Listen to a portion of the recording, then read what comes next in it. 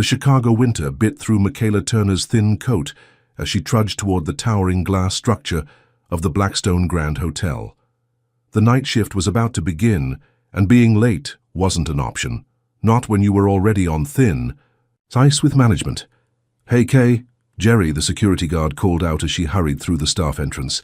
His friendly smile was one of the few bright spots in her long nights of scrubbing bathrooms and changing sheets for people who spent more on a single night's stay than she made in a month. "Hey, Jerry, how's Donna's back doing?" Kay asked, unwrapping her scarf as the blessed heat of the building enveloped her. "Better, thanks to that tea you suggested. You're an angel, you know that." Kay forced a smile. Angel was the last thing she felt like these days. Just passing along what my mama taught me. The mention of her mother sent a familiar ache through her chest. 6 months gone, and sometimes Kay still reached for her phone to call her, only to remember all over again. In the employee locker room, Kay changed quickly into her uniform, a plain grey dress with the hotel logo embroidered on the pocket. The other night cleaners nodded in greeting as they gathered their supplies. Turner, the sharp voice of Mrs. Hodges, the head of housekeeping, cut through the chatter. "You're on the executive floor tonight. Mr. Blackstone himself is in the penthouse and his assistant specifically requested you." Kay's eyes widened. "Me? Why?" "Said you did a good job last time. Don't ask questions, just be grateful for the opportunity. And remember, those rooms need to be perfect. Mr. Blackstone doesn't tolerate mistakes." Kay nodded, hiding her confusion. She'd never cleaned the penthouse before, but the executive floor meant better tips sometimes. She needed every extra dollar she could get. Her phone buzzed in her pocket. A text from her brother Darnell. "Need $60 for school trip tomorrow. Sorry." "Love you." Kay closed her eyes briefly. Between rent on her cousin Tasha's couch, the medical bills from her mother's illness, and keeping Darnell in decent clothes for school, her last paycheck had vanished before it even hit her account. But she couldn't let her brother down. Not when school was the only thing keeping him from falling in with the wrong crowd. "I'll figure it out," she texted back. She always did, somehow. The executive floor was eerily quiet as Kay pushed her cleaning cart out of the service elevator. Crystal. Chandeliers cast soft light on plush carpets that probably cost more than her entire life. She moved silently, as she'd been trained to do, invisible, efficient, like a ghost passing through the lives of the wealthy. As she approached the penthouse, a tall man in an expensive suit stepped out of the shadows. "Miss Turner?" His voice was clipped professional. Kay jumped slightly. "Yes? I'm David Hayes, Mr. Blackstone's personal assistant." He extended a hand with perfectly manicured nails. "I'll need you to sign this non-disclosure agreement before entering the penthouse." Kay frowned at the document he held out. "I already signed an NDA when I was hired. This one is specific to Mr. Blackstone's quarters. Standard procedure. Nothing about this felt standard, but Kay couldn't afford to make waves. She quickly scanned the document, mostly legal jargon about not discussing anything she saw or heard inside, and signed. "Perfect." Hayes tucked the paper into his leather portfolio. "Mr. Blackstone is out for the evening. You have approximately 3 hours to complete your work. The penthouse has some special requirements." The way he said "special requirements" made Kay's skin prickle, but she just nodded and followed as he unlocked the double doors. The penthouse was unlike anything Kay had ever seen. Floor-to-ceiling windows offered a panoramic view of Chicago's glittering skyline. Minimalist furniture in shades of gray and black created a sleek, cold atmosphere. Not a home, she thought, a statement. "The main areas need standard cleaning," Hayes instructed, walking briskly through the space. "In the master bedroom, change.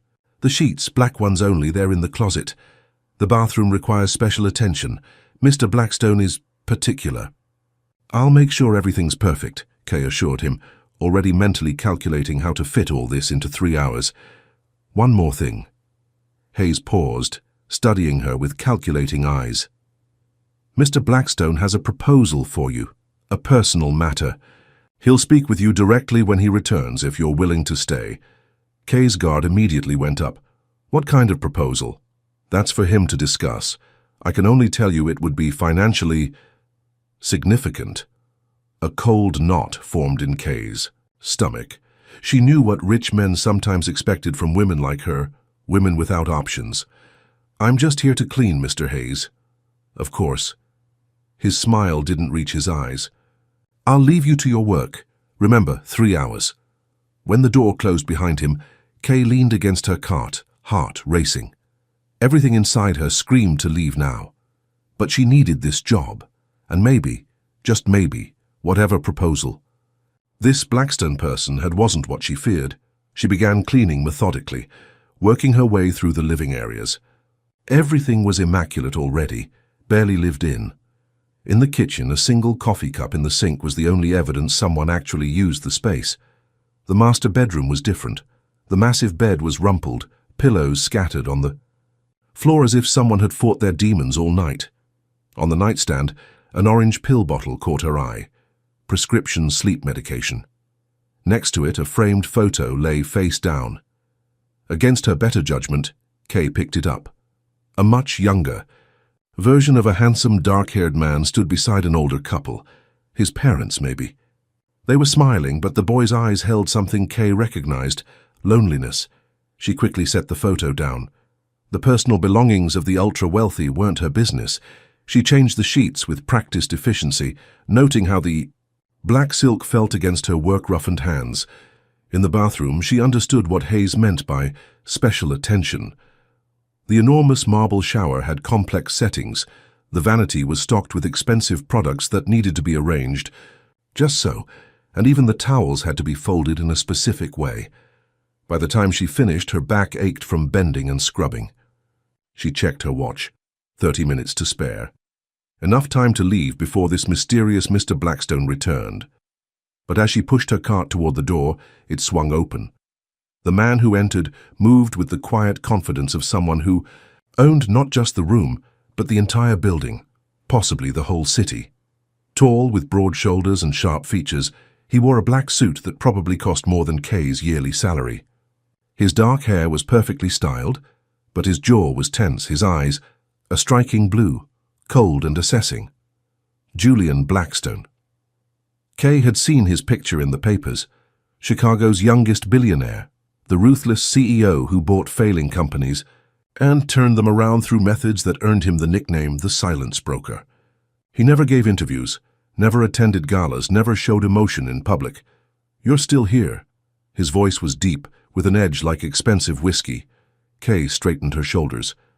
"I was just leaving, Mr. Blackstone." "Did Hayes tell you?" "I wanted to speak with you." "He mentioned a proposal." Kay kept her voice neutral, professional.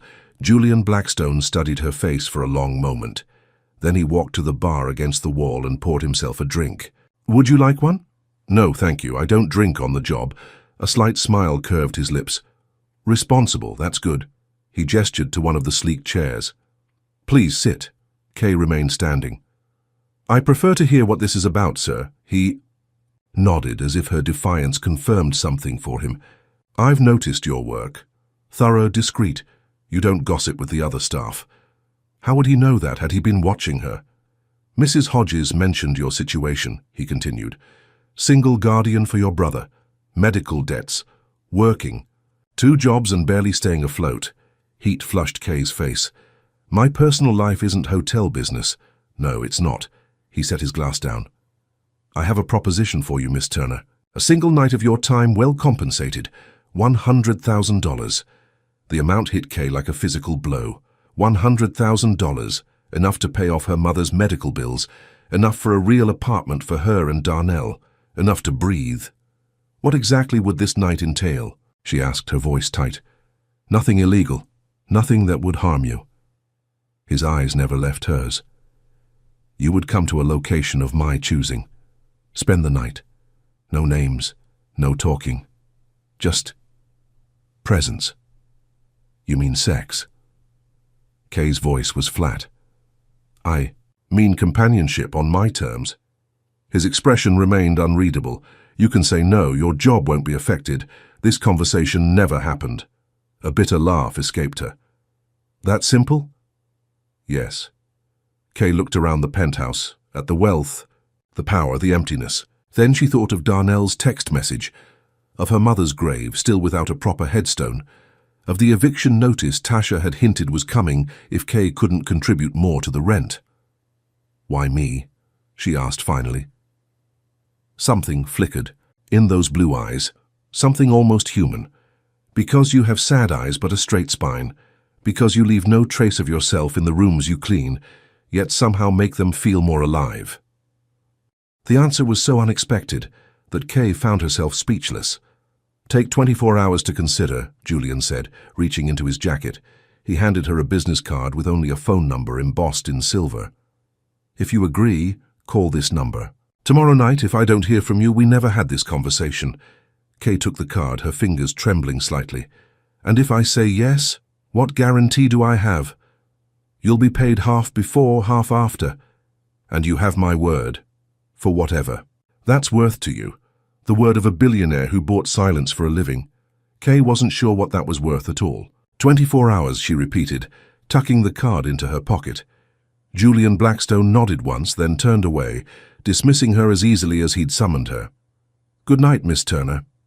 "Good night, Mr. Blackstone." Kay pushed her cart out, the door her mind spinning, the weight of $100,000 pressing against her heart. "Girl, you look like you seen a ghost." Tasha handed Kay a mug of cheap coffee as dawn light filtered through the apartment's thin curtains. "That hotel working you to death?"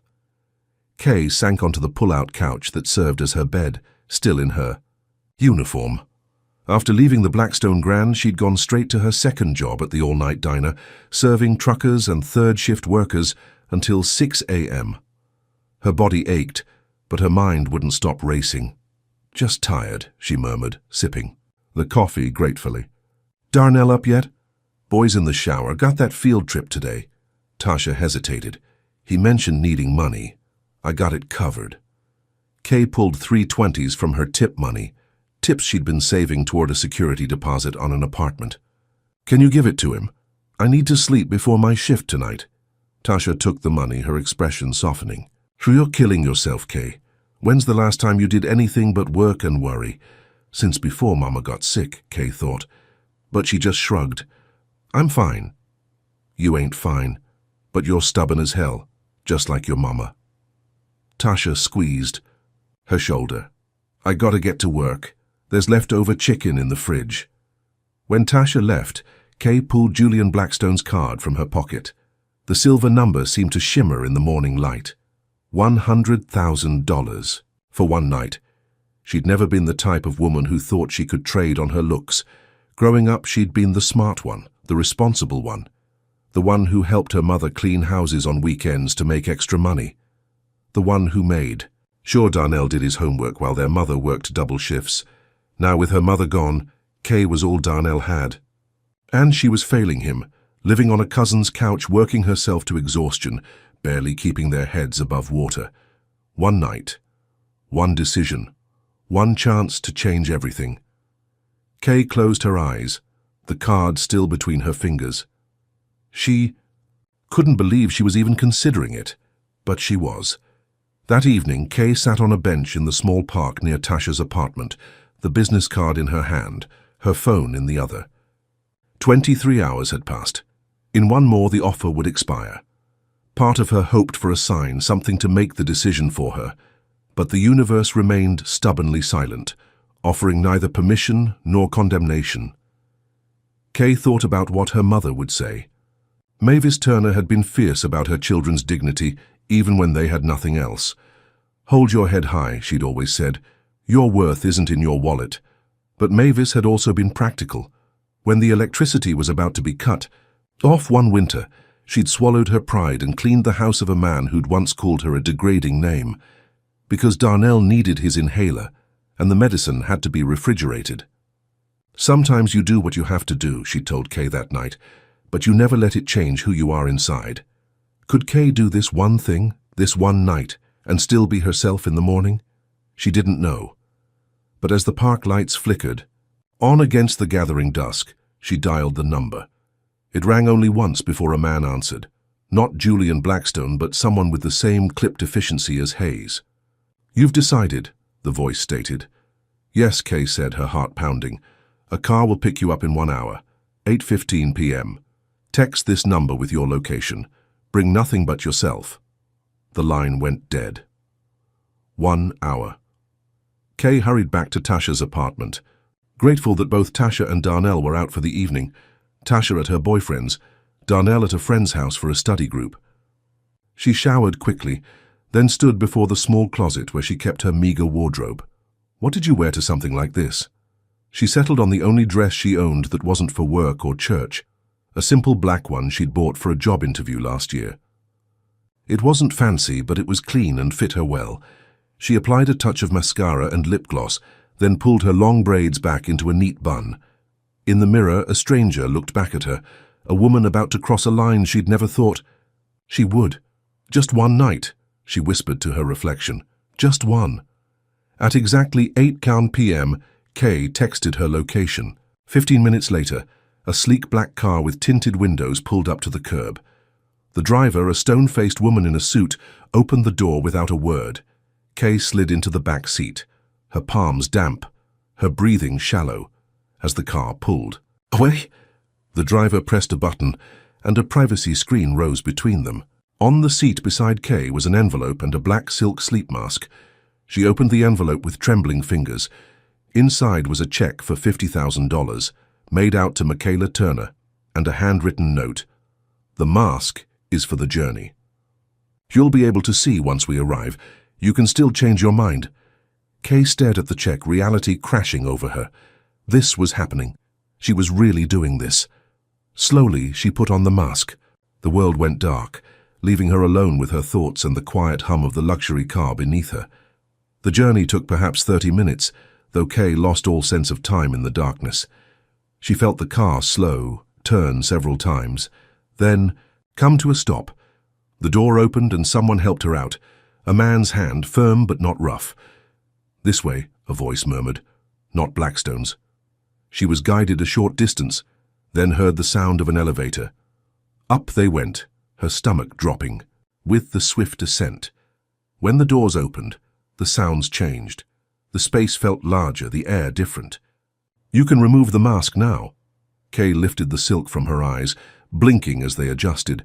She stood in a dimly lit foyer of what appeared to be a private residence, modern, luxurious, but warmer than Blackstone's penthouse.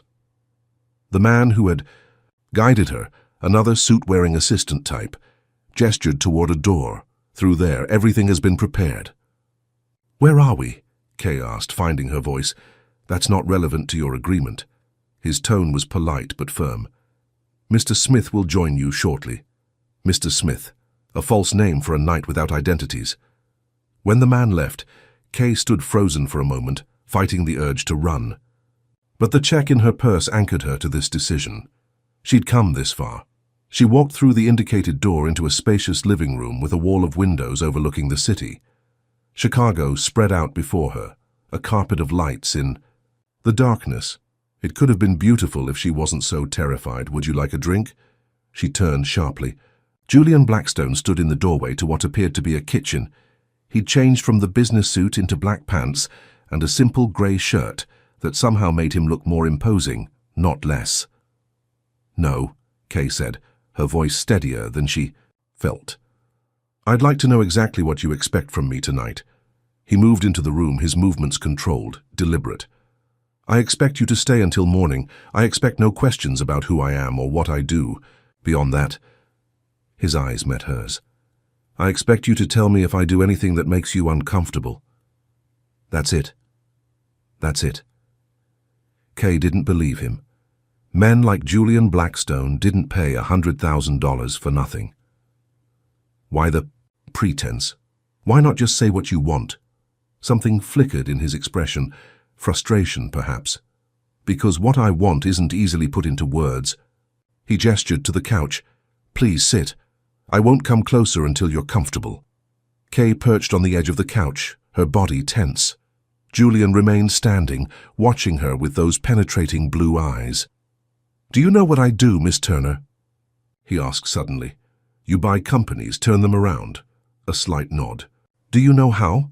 Kay shook her head. I buy silence. He spoke matter-of-factly. I find the secrets that are destroying a company from within. The embezzlement, the harassment, the cover-ups, I make them go away. legally, but quietly. People, pay me for discretion as much as results. Why are you telling me this? Because my life is built on silence. His voice dropped lower, and sometimes the silence becomes deafening. Kay didn't know what to say to that. This wasn't what she'd expected, this strange, stilted conversation. Julian moved toward the window, his back to her. I haven't slept properly in 2 years. Doctors, medication, exercise, nothing helps. But last month I was at a hotel in New York. A cleaner came in while I was half asleep on the couch. She didn't see me. She hummed while she worked, some old song. For the first time in months I slept through the night. Kay's confusion deepened. So, you want me to clean? To hum? He turned back to her, and for an instant she saw naked vulnerability in his face before the mask of control slipped back into place. I want not to be alone with my thoughts, just for one night. There are therapists for that, Kay said. Friends, dating apps. People who want something from Julian Blackstone. Access, money, power. His jaw tightened. You don't even know who I am, supposedly. That's what I'm paying for. This was getting stranger by the minute. Kay stood up, needing to move, to think. So we just... What? Sit here all night? Watch TV? Play Monopoly? A ghost of a smile touched his lips. If that's what you prefer. What I prefer is to understand what's really happening here. Julian sighed. Then walked to a nearby table. He poured himself a drink, his movements precise. What's happening is that I'm a man who has everything except peace, and you're a woman who needs money, but won't compromise her dignity to get it. He looked at her over the rim of his glass. I thought perhaps we could help each other. The sincerity in his voice caught Kay off guard. For the first time she considered that maybe, just maybe, this night wasn't what she'd feared. I still don't understand what you want from me, she said softly. Julian set his glass down and walked toward her slowly, stopping a few feet away. May I show you? Kay hesitated, then nodded once. He closed the distance between them, and gently, so gently it made her breath catch, took her hand. His fingers were warm, slightly calloused despite his wealth. He led her to the couch and sat down, drawing her down beside him. Just this, he said quietly. Just presence. And then he simply held her hand in silence, looking out at the city. Lights, no demands, no expectations. Just the strange, unexpected comfort of human contact without words. Minutes passed. Kay's pulse gradually slowed, the tension in her shoulders easing slightly. This man, this billionaire who bought and sold companies like trading cards, just wanted to sit quietly holding a stranger's hand. It made no sense. And yet, as the silence stretched between them, Kay began to understand. In the quiet, there, were no roles to play, no expectations to meet. Just two people existing in the same space, carrying their separate burdens. You can turn on the TV if you want, Julian said eventually, his voice low. Or we can talk about nothing important. Whatever makes this easier for you. Kay studied his profile in the dim light, the hard lines of his face, the carefully controlled expression. She recognized the loneliness now, the same emptiness she'd seen in the photo by his bed. Why me? She asked again. Julian's thumb moved slowly across her knuckles, a barely there caress. Because when you thought no one was looking, I saw you. Leave a flower from the hotel arrangement by a sick child's door. Because you talked to Mrs. Chen in 714 when she was crying, even though you could have lost your job for staying too long. Because you walk like someone who's carrying the weight of the world, but refuses to be crushed by it. He'd been watching her. All this time, this powerful man had been seeing her when she thought she was invisible. I don't know what to say to. That, Kay admitted. You don't have to say anything. Julian's eyes met hers, and for a moment the mask slipped again. That's the point. They sat in silence again, but it was different now, charged with something Kay couldn't name. Not desire. Exactly, something more fragile. After a while, Julian stood and walked to the kitchen. He returned with 2 mugs of tea, offering one to Kay. She accepted it, wrapping her hands around the warmth. Tell me about your brother, Julian said as he sat down again, slightly closer than before. Kay blinked in surprise. "I thought you didn't want to know about me." "I said no questions about who I am. I didn't say I wasn't curious about you." She sipped the tea, some exotic blend that probably cost more than her weekly grocery budget. "Darnell is 16, smart as a whip but trying hard not to show it these days. Since our mom died," she swallowed. "It's been tough. He's angry at the world." Julian nodded. "I understand that kind of anger." Something in his tone made Kay look at him more closely. "Did you lose someone too?" A shadow passed over his face. "My parents, I was 12, car accident. I'm sorry." Kay's heart twisted with unexpected sympathy. It was a long time ago. His voice was neutral, but his eyes told a different story. The conversation drifted after. That careful, circling around personal details while revealing just enough to keep the silence from becoming uncomfortable. Julian asked about her work, her cousin Tasha, her favorite places in Chicago. Kay found herself answering, drawn in by his genuine interest. Hours passed. They moved from tea to a late dinner that Julian ordered delivered, food from a small Ethiopian restaurant Kay had mentioned in passing. They ate with their hands, the intimacy of the shared meal breaking down more barriers between them. As midnight approached, Kay felt herself growing tired, the exhaustion of her double shifts catching up to her. Julian noticed, of course. He seemed to notice everything. "You should rest," he said, clearing away their plates. "There's a bedroom through there." He nodded toward a hallway. "I'll take the couch." Kay frowned. "That wasn't the deal. The deal was that you stay until morning." His eyes held hers. Nothing more was specified. "So you really did just want company?" Something flickered across his face. Desire, quickly controlled. "What I want and what I expect are different." "Things, Miss Turner." The formal address jarred after hours of careful conversation, a reminder of the transaction between them. Kay stood suddenly uncertain. "Where's the bathroom?" "First door on the right." In the bathroom, marble and glass like everything in Julian Blackstone's world, Kay stared at her reflection. Her hair was still neatly pulled back, but her eyes looked different, softer somehow, more confused. This night was nothing like what she'd expected. The man waiting outside that door was nothing like what she'd expected. When she emerged, Julian was standing by the window again, his posture rigid. He turned as she approached, his expression unreadable. "You can have the bedroom," he repeated. "I rarely sleep anyway." Kay studied him in the dim light, this powerful man who bought silence, who couldn't sleep, who watched her when no one else did, who paid $100,000 for the simple comfort of not being alone. "The bed is probably big enough for both of us," she said quietly, "if you just want to sleep." Julian went very still. "Are you sure?" No, Kay thought. She wasn't sure of anything anymore. But she nodded. He led her to the bedroom, a spacious room with another wall of windows and a massive bed with crisp white sheets. On a chair lay a neatly folded t-shirt and pair of soft cotton shorts. "For you to sleep in," Julian explained. "I'll wait outside while you change." When he'd gone, Kay changed quickly, breathing in the clean cotton scent of the borrowed clothes. The t-shirt hung loose on her frame, the shorts cinched tight at the waist. She sat on the edge of the bed, suddenly nervous again. "You can come in," she called softly. Julian entered, now wearing sweatpants and a different t-shirt. In this more casual attire, he looked almost normal, still intimidatingly handsome, but less like the billionaire CEO and more like a man. He hesitated, then moved to the far side of the bed. "I can stay on top of the covers."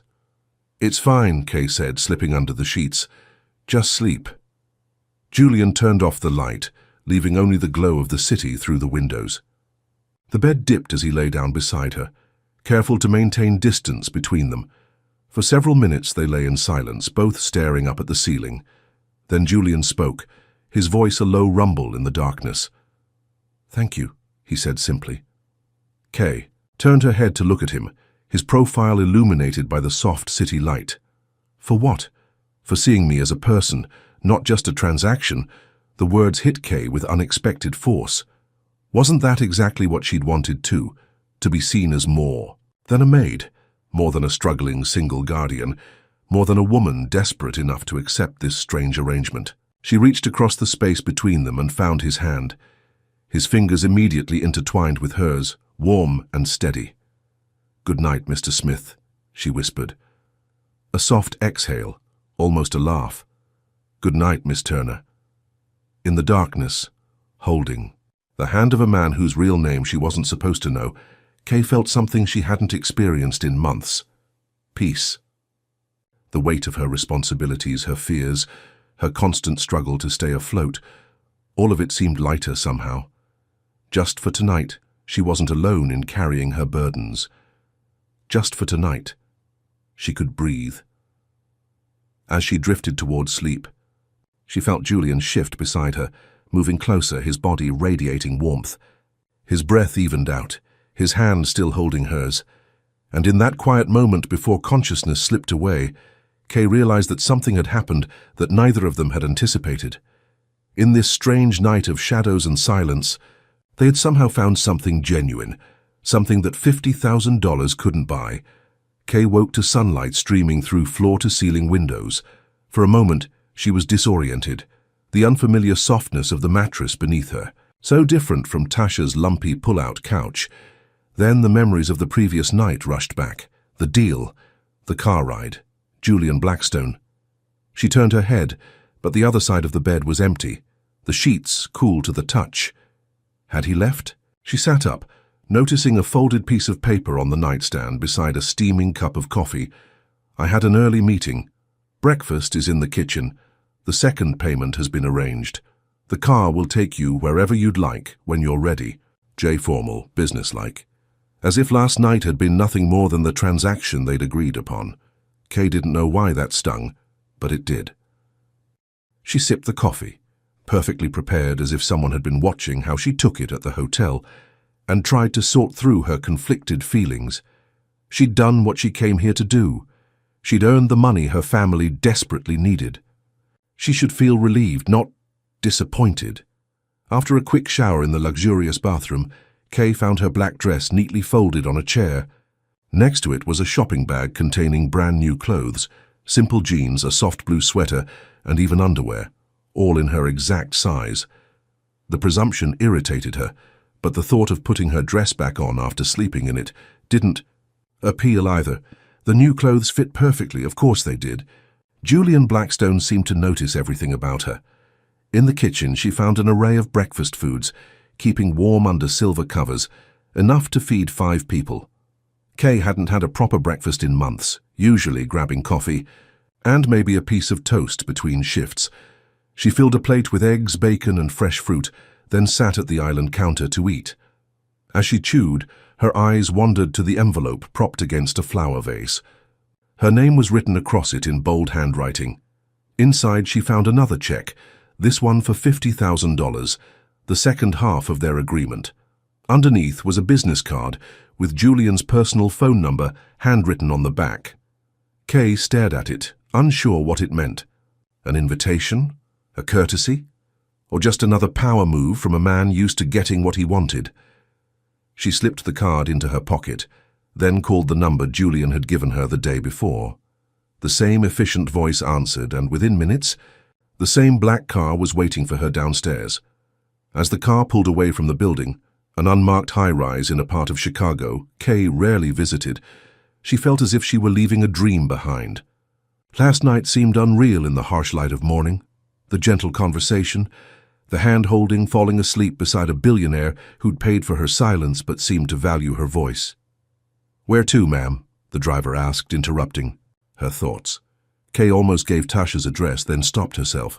With the money in her purse, she didn't have to go back to that pull-out couch. She could start fresh. "Chicago Trust Bank on Madison, please," she said instead. At the bank, Kay opened a new account, depositing both checks with hands that trembled slightly. The banker's eyebrows rose when he saw the amounts, but Kay offered no explanation. Let him think what he wanted. She walked out with a debit card and a sense of unreality, $100,000, in her name. Her next stop was a real estate office she'd passed many times, but never dared enter. 3 hours later, she walked out with a lease on a modest 2-bedroom apartment in a safe neighborhood, first and last month's rent, and security deposit paid in advance. The property manager had been skeptical until Kay showed her bank statement. Money, it seemed, erased many questions.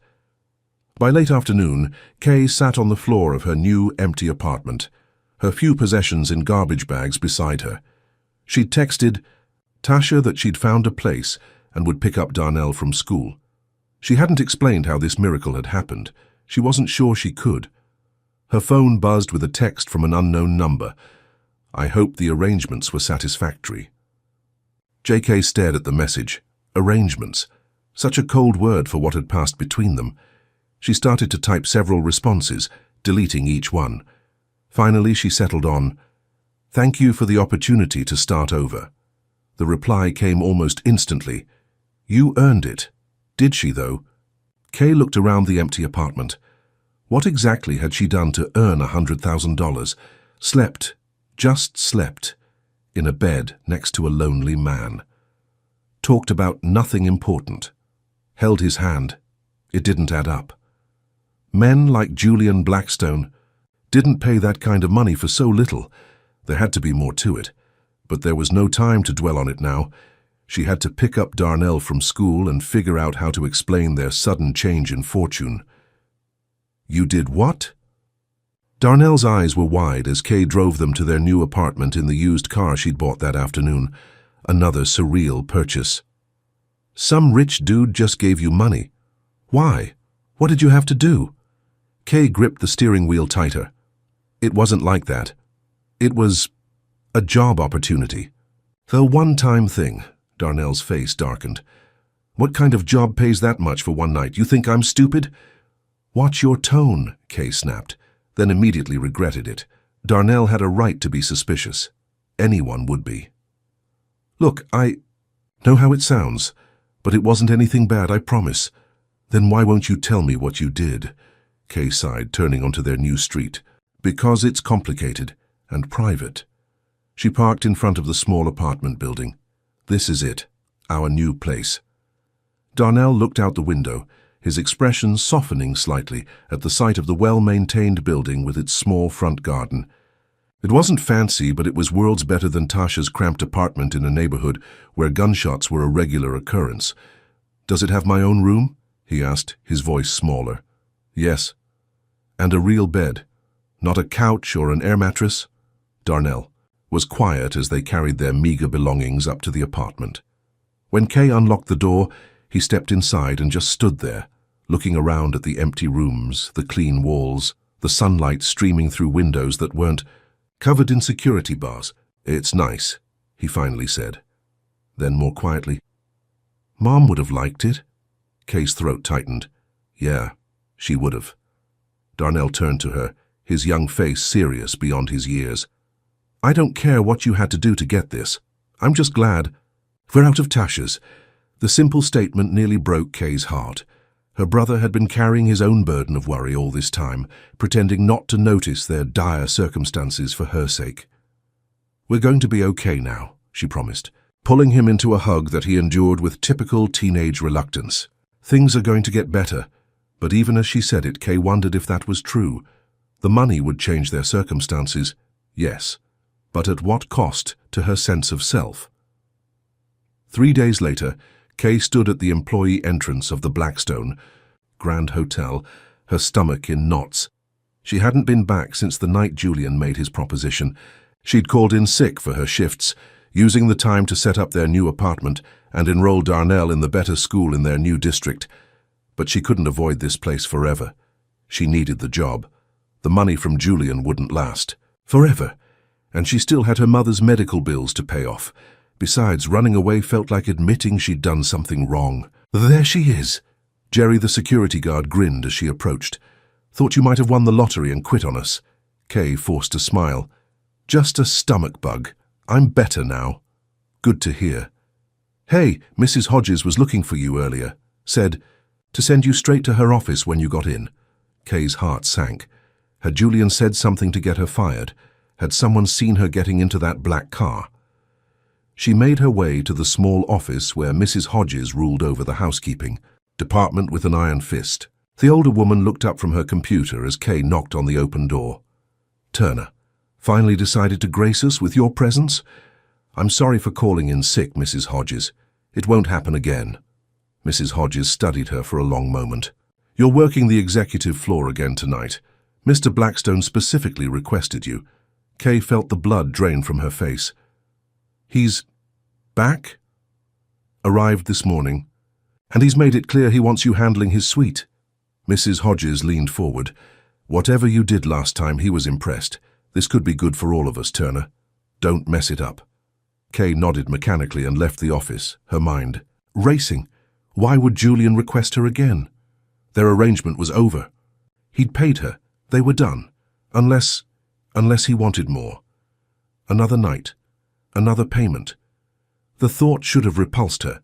Instead, it sent a confusing mix of emotions through her. Anxiety, yes, but also a flicker of something else. Something she didn't want to examine too closely. Her shift passed in a blur of cleaning tasks, her body on autopilot, while her mind spiraled with scenarios of what might happen when she reached the penthouse. Would he be there? Would he act like a stranger again? Would he offer her more money, and if he did, would she accept? By the time she pushed her cart out of the service elevator onto the executive floor, Kay's nerves were stretched to breaking point. She moved through her regular rooms first, delaying the inevitable. Finally, as her shift neared its end, she approached the penthouse. Taking a deep breath, she knocked softly on the door. No answer. She used her master key to enter, half hoping Julian wouldn't be there. The main room was empty, the lights dimmed. Kay began her cleaning routine, ears straining for any sound of movement from the other rooms. She was changing the sheets on the massive bed when she heard the main door open and close. Her hands froze on the black silk. "Miss Turner." Julian's voice. Closer than she expected. Kay turned to find him standing in the bedroom doorway, his tall frame silhouetted against the light from the living room. He wore another impeccable suit, but his tie was loosened, his collar unbuttoned, small signs of the long day behind him. "Mr. Blackstone," she acknowledged, her voice steadier than she felt.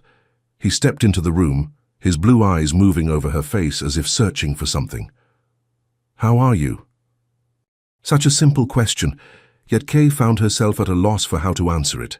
How was she? Confused, conflicted, changed in ways she was still trying to understand. "I'm fine," she said finally. "The new apartment is nice." A small smile touched his lips. "I'm glad to hear it." He moved further into the room, maintaining a careful distance between them. "And your brother?" Adjusting. He likes having his own room. Julian nodded, his expression softening. Children are resilient. An awkward silence fell between them. Kay resumed making the bed, hyper-aware of Julian watching her. This was ridiculous. She was acting like a nervous teenager, not a grown woman, who had spent a night in this man's arms, even if all they'd done was sleep. "Why did you request me?" she asked finally, straightening the last corner of the sheet with more force than necessary. Julian didn't answer immediately. He walked to the window, looking out at the Chicago skyline turning golden in the setting sun. "I slept," he said simply. "The whole night. First time in years." Kay stilled, absorbing this. "So, what? You want to make another arrangement?" Turned back to her, his expression guarded. "Would that be so terrible? I don't know." Kay stepped away from the bed, needing distance. "This is already complicated enough. What's complicated about it? You provided a service, I compensated you fairly. The clinical description stung more than it should have. Is that all it was to you? A service?" Something flickered in Julian's eyes, frustration perhaps, or regret. "What else could it be, Miss Turner? We barely know each other." "We spent a night together," Kay countered. "Talking, sharing a bed. That's more than just a service." Julian's jaw tightened. "I apologize. If I gave you the impression that it was anything more, that wasn't my intention." The dismissal hit Kay like a physical blow. She'd been right the first time. This was just a transaction to him. The connection she'd felt, the gentle conversations, the hand-holding in the dark, None of it had been real, I see. She picked up her cleaning supplies, desperate now to escape this room, this man, her own foolish feelings. I'll finish the bathroom and be out of your way. Kay, the use of her first name stopped her at the doorway. She turned back, unable to help herself. Julian stood very still, conflict written across his face. I didn't mean to offend you. This is unfamiliar territory for me. What is? Wanting to see someone again. Not for business. Not for any logical reason. He ran a hand through his dark hair, a rare gesture of uncertainty from a man who exuded control. I don't know how to do this. The admission hung in the air between them, raw and unexpectedly vulnerable. Kay felt something shift in her chest, anger giving way to a dangerous tenderness. Do what exactly? She asked, her voice softer. Julian took a step toward her, then stopped himself. Ask you to have dinner with me, like a normal person would. All the things Kay had expected him to say, this wasn't on the list. Dinner? Yes. At a restaurant. In public. A hint of his usual confidence returned in the slight curve of his lips. I believe that's the customary way people get to know each other. Kay stared at him, trying to process this turn of events. You want to date me, after paying me to spend the night with you? Julian winced slightly at her blunt phrasing. I want to start over. Properly this time. Why? Because I haven't stopped thinking about you. The simple honesty in his voice caught her off guard. Because that night wasn't just a transaction for me, no matter what I just said. And I hope, it wasn't just about the money for you either. Kay set down her cleaning supplies, buying time to organize her thoughts. This powerful, enigmatic man who could have anyone he wanted was standing in front of her, looking almost uncertain, asking her to dinner. It was surreal. And dangerous. And tempting in a way she hadn't expected. People will talk, she said finally. The hotel maid and the billionaire CEO, it's like a bad movie. Let them talk. Julian's eyes held hers. I've never cared much for other people's opinions. Easy for you to say, you're not the one they'll call a gold digger. You're right, he acknowledged with a nod. It would be harder for you. That's why I'll understand if you say no. Kay studied his face. The sharp angles, the careful control, the hint of vulnerability in those blue eyes. Against her better judgment, she found herself wanting to say yes. Not because of his money or his power, but because of the way he'd held her hand in the dark, because of how he'd remembered her brother's situation. Because something about Julian Blackstone called to something in her that had been sleeping for a very long time. One dinner, she said finally, and I choose the place. The smile that transformed his face was worth the risk. Name it. Rosie's. Diner on 43rd, 7 o'clock tomorrow. It was her favorite place in the city, a small family-owned restaurant with the best apple pie in Chicago. Nothing fancy, nothing pretentious, a test of sorts. Julian didn't hesitate. I'll be there. Kay nodded, picked up her supplies and headed for the door. At the threshold, she paused and looked back. And Julian. Don't bring your checkbook, his. Soft laughter followed her into the hallway, warming her despite her lingering doubts. Rosie's diner buzzed with its usual evening crowd, working-class families, couples on budget dates, regulars who came for the coffee and stayed for the conversation. Kay sat in a booth by the window, nervously smoothing the tablecloth, wondering if Julian would actually show up. Part of her hoped he wouldn't. It would make things simpler, confirm that his interest had been fleeting, allow her to move on with her new life without the complication of whatever this was. But at precisely 7 o'clock the bell above the door chimed, and Julian Blackstone walked in. He'd dressed down for the occasion, dark jeans and a simple grey sweater instead of his usual designer suit. But there was no disguising his presence. Conversations paused as heads turned to look at the stranger, who clearly didn't belong in this neighborhood dive. Julian scanned the room, his eyes finding Kay immediately. The smile that touched his lips seemed genuinely pleased as he made his way to her booth. You came, Kay said as he slid into the seat across from her. Did you think I wouldn't? I thought you might send a car, or decide this place wasn't worth your time. Julian looked around, taking in the worn vinyl seats, the chipped laminate tables, the waitresses in their pink uniforms. It matters to you. That makes it worth my time. Before Kay could respond, Maggie, a waitress who had known Kay since she was a child, appeared at their table eyeing Julian with unabashed curiosity. "This your date, Kay?" she asked, setting down menus. "He's prettier than your usual type." Kay felt her cheeks warm. "Maggie, this is Julian. Julian, this is Maggie. She's known me since I was in pigtails." "A pleasure," Julian said, offering his hand. Maggie shook it, looking impressed despite herself. "Well, aren't you fancy? I'll give you 2 a minute with the menus, but honey—" She turned to Kay with a wink. "The pie's fresh today." When she bustled away, Julian raised an eyebrow.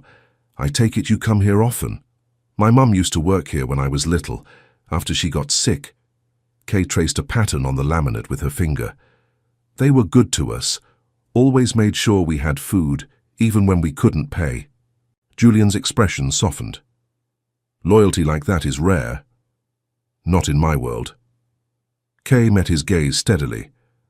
"The people I know don't have much, but they share what they have."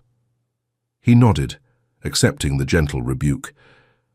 "I'd like to hear more about your mother if you're willing to share." The simple request touched Kay more than any expensive gesture could have. They ordered burgers and fries, nothing fancy, and as they ate, Kay found herself telling Julian about Mavis Turner, about her infectious laugh and fierce pride, about how she'd worked 3 jobs to keep her children fed and housed after their father abandoned them, about the cancer that had taken her too young and the medical bills that had nearly destroyed what was left of their family. Julian listened with genuine interest, asking questions that showed he was truly paying attention. In turn, he shared small pieces of his own story, growing up in boarding schools after his parents' death, building his first company at 22, the loneliness that came with success. "People see the money, the power," he said, picking at his fries. "They don't see the cost." "And what was the cost for you?" Kay asked softly. Julian's eyes met hers. "Everything warm, everything real." He hesitated, then added, "Until recently." The implication hung between them, charged and uncertain. After dinner, they shared a slice of apple pie, the best in Chicago, as Kay had promised. Julian insisted on paying, not with his black credit card, but with cash from his wallet. Another small gesture that didn't go unnoticed. Outside, the early autumn air had turned cool. Julian's driver waited discreetly down the block, but neither of them moved toward the car. "Thank you for tonight," Julian said, standing close enough that Kay could feel the warmth radiating from him, "for showing me a piece of your world." "Did it meet your expectations?" Kay couldn't help asking. "It exceeded them." His voice dropped lower. "You exceed them, Kay Turner." The way he said her name, like it was something precious, made her heart skip. They stood there on the sidewalk, the distance between them charged with possibility. "I should get home," Kay said finally. "Darnell has a math test tomorrow. I promised to help him study." Julian nodded, taking a step back. "Of course, may I give you a ride?" Kay hesitated, then nodded. "That would be nice." The ride to her apartment was quiet, a comfortable silence settling between them. When the car pulled up outside her building, Julian walked her to the door. "I'd like to see you again," he said simply, "if you're willing." Kay looked up at him, this man who had turned her life upside down with his money, his attention, his unexpected gentleness. She should say no. Keep things simple. Focus on rebuilding her life with Darnell. Instead, she found herself saying, "I'd like that too." Julian smiled, a real smile that reached his eyes and transformed his face. "Good night, Kay." He leaned down and pressed a soft, brief kiss to her cheek, his lips warm against her skin. "Good night, Julian," she whispered, as she watched his car pull away. Kay touched her cheek where his lips had been. She was stepping into dangerous territory, she knew. But for the first time in years, she felt something beyond survival. Something like hope. Over the next 2 weeks, Kay and Julian settled into a careful routine. Dinners at small, out-of-the-way restaurants, coffee in quiet cafes. Once, a walk along the lakeshore as the sun set, painting the water gold. Julian never pushed for more than Kay was willing to give. Their goodbyes remained chaste, a kiss on the cheek, a lingering touch of hands. He seemed content to move at her pace, to let her set the boundaries. At work, Kay requested a transfer to a different floor at the hotel, not wanting to complicate things further. Mrs. Hodges had been reluctant until a generous employee development grant mysteriously appeared in the housekeeping department's budget. Kay suspected Julian's hand in this, but chose not to confront him about it. Darnell remained skeptical of their sudden change in fortune, but as weeks passed with no disaster following, he began to relax into their new life. His grades improved. He started talking about college again, a dream that had seemed impossible just a month ago. Kay used some of Julian's money to pay off her mother's medical bills. She set up a college fund for Darnell. She even splurged on a few new outfits. For herself, nothing fancy but better quality than she'd been able to afford before, but she kept most of the money untouched. A safety net, she told herself, not because she was planning to run, not because she was waiting for the other shoe to drop. Then came the night Julian invited her to his penthouse for dinner. Home cooked, he promised, though Kay had her doubts about his culinary skills. She agreed, telling herself it was just another date, just another step in whatever this was becoming. When she arrived, the penthouse had been transformed. Soft music played from hidden speakers. Candles illuminated the space instead of the usual harsh overhead lighting. And the smell of something actually cooking filled the air. "You're really making dinner?" Kay asked as Julian took her coat. "I am." He smiled, looking more relaxed than she'd ever seen him in a simple black shirt and dark jeans. "Don't sound so surprised. I wasn't born in a boardroom. Could have fooled me." Kay followed him to the kitchen where several pots simmered on the stove. "What are we having?" "My grandmother's pasta recipe, one of the few things I know how to make properly." Julian handed her a glass of wine. "She taught me before she died. Said no man should be entirely dependent on restaurants or women for food." Smart lady. Kay took a sip of the wine, rich and complex, probably hideously expensive. "Need any help?" Julian shook his head. "Just company." As he cooked, they fell into easy conversation. Julian told stories about his childhood visits to his grandmother's house in Italy, rare bright spots in an otherwise lonely upbringing. Kay shared memories of cooking with her mother, the tiny kitchen in their old apartment filled with laughter and music. The pasta, when they sat down to eat, was surprisingly good, rich with garlic and herbs, the sauce clearly made from scratch. "I'm impressed," Kay admitted. "The billionaire can cook." Julian's eyes crinkled at the corners. "One of my many hidden talents." "And what are the others?" Kay asked, feeling warm from the wine and the company. A mischievous smile curved his lips. That would be telling. The atmosphere between them had shifted, the air charged with a new awareness. Kay felt it in the way Julian's eyes lingered on her face, in the deliberate brush of his fingers against hers as he refilled her glass. After dinner, they moved to the couch, sitting closer than they had before. Outside, Chicago glittered beneath them, a carpet of light stretching to the horizon. "Why me, Julian?" Kay asked suddenly, voicing the question that had haunted her since that first night. "Of all the women in the world, why did you choose me?" Julian was quiet for a long moment, his eyes on the city below. "Because you were real," he said finally. "In a world where everything feels manufactured, calculated, you were authentic." He turned to look at her. "Do you know how rare that is? To meet someone who isn't performing, who isn't trying to get something from you." "I took your money," Kay reminded him. "Yes, but you never pretended to be anything other than who you are." Julian's hand found hers, his fingers warm against her skin. "That night, our first night, you could have played a role, been what you thought I wanted. Instead, you were just Kay. Defiant, proud, kind despite your circumstances." His words wrapped around her heart, squeezing it almost painfully. "And now, what am I to you now?" Julian's gaze intensified. "Everything I didn't know I was missing." He leaned closer, his intention clear.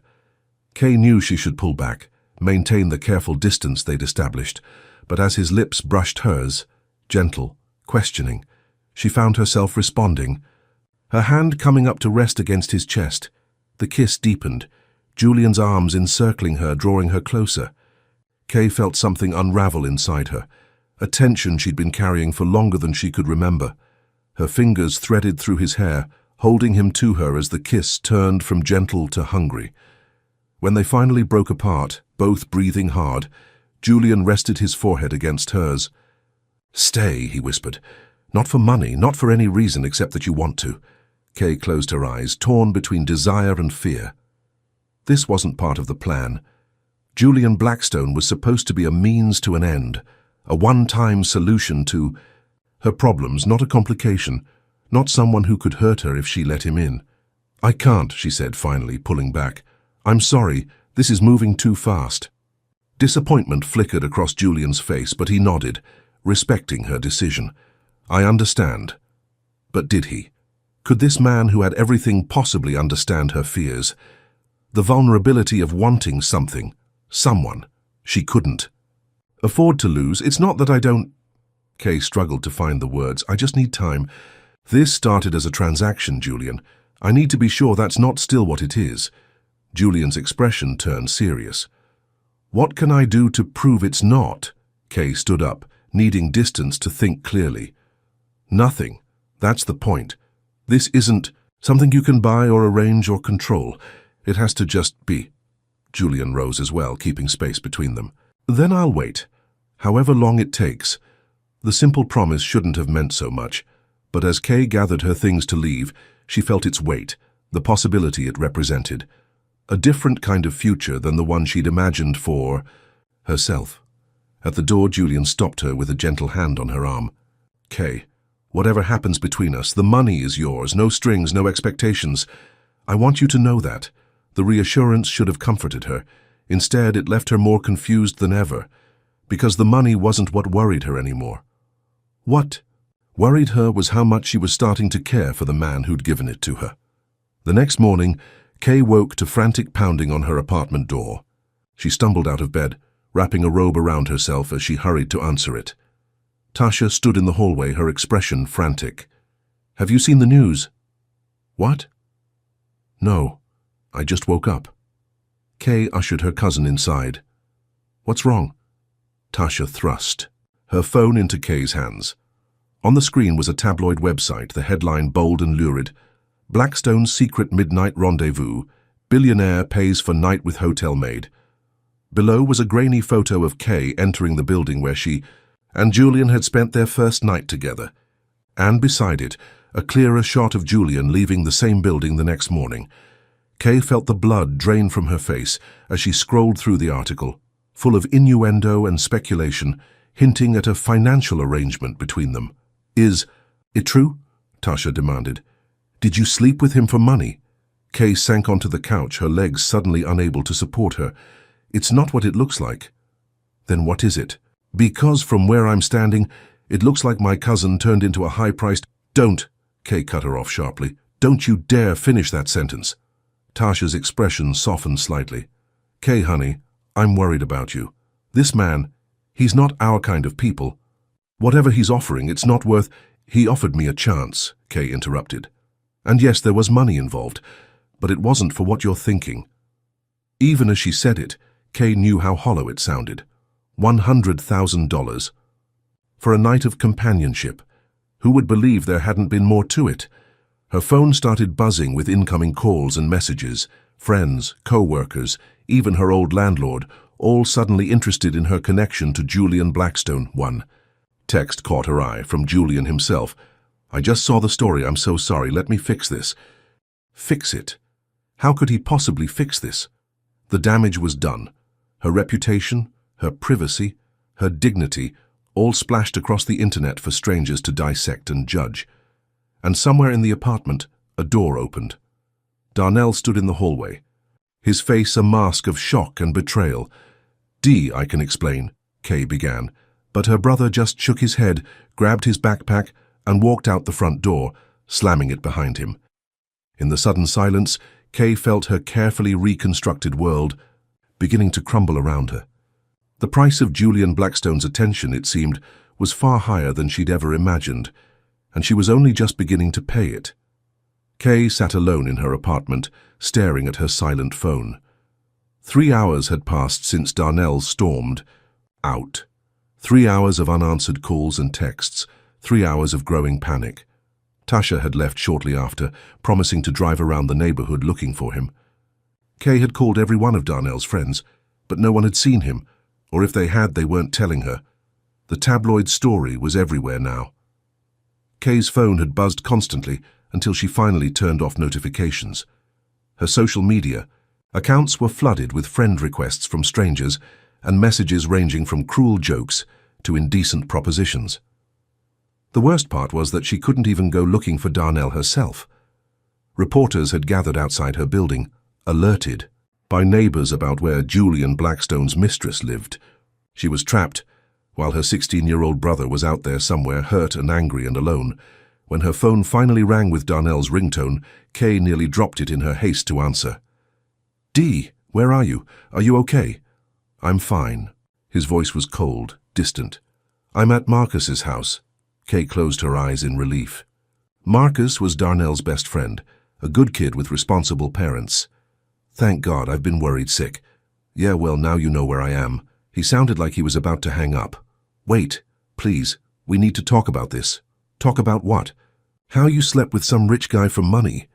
The hurt in his voice cut deeper than any accusation. "How everything we have, this apartment, my new school, all of it, is because you—" "It wasn't like that," Kay interrupted.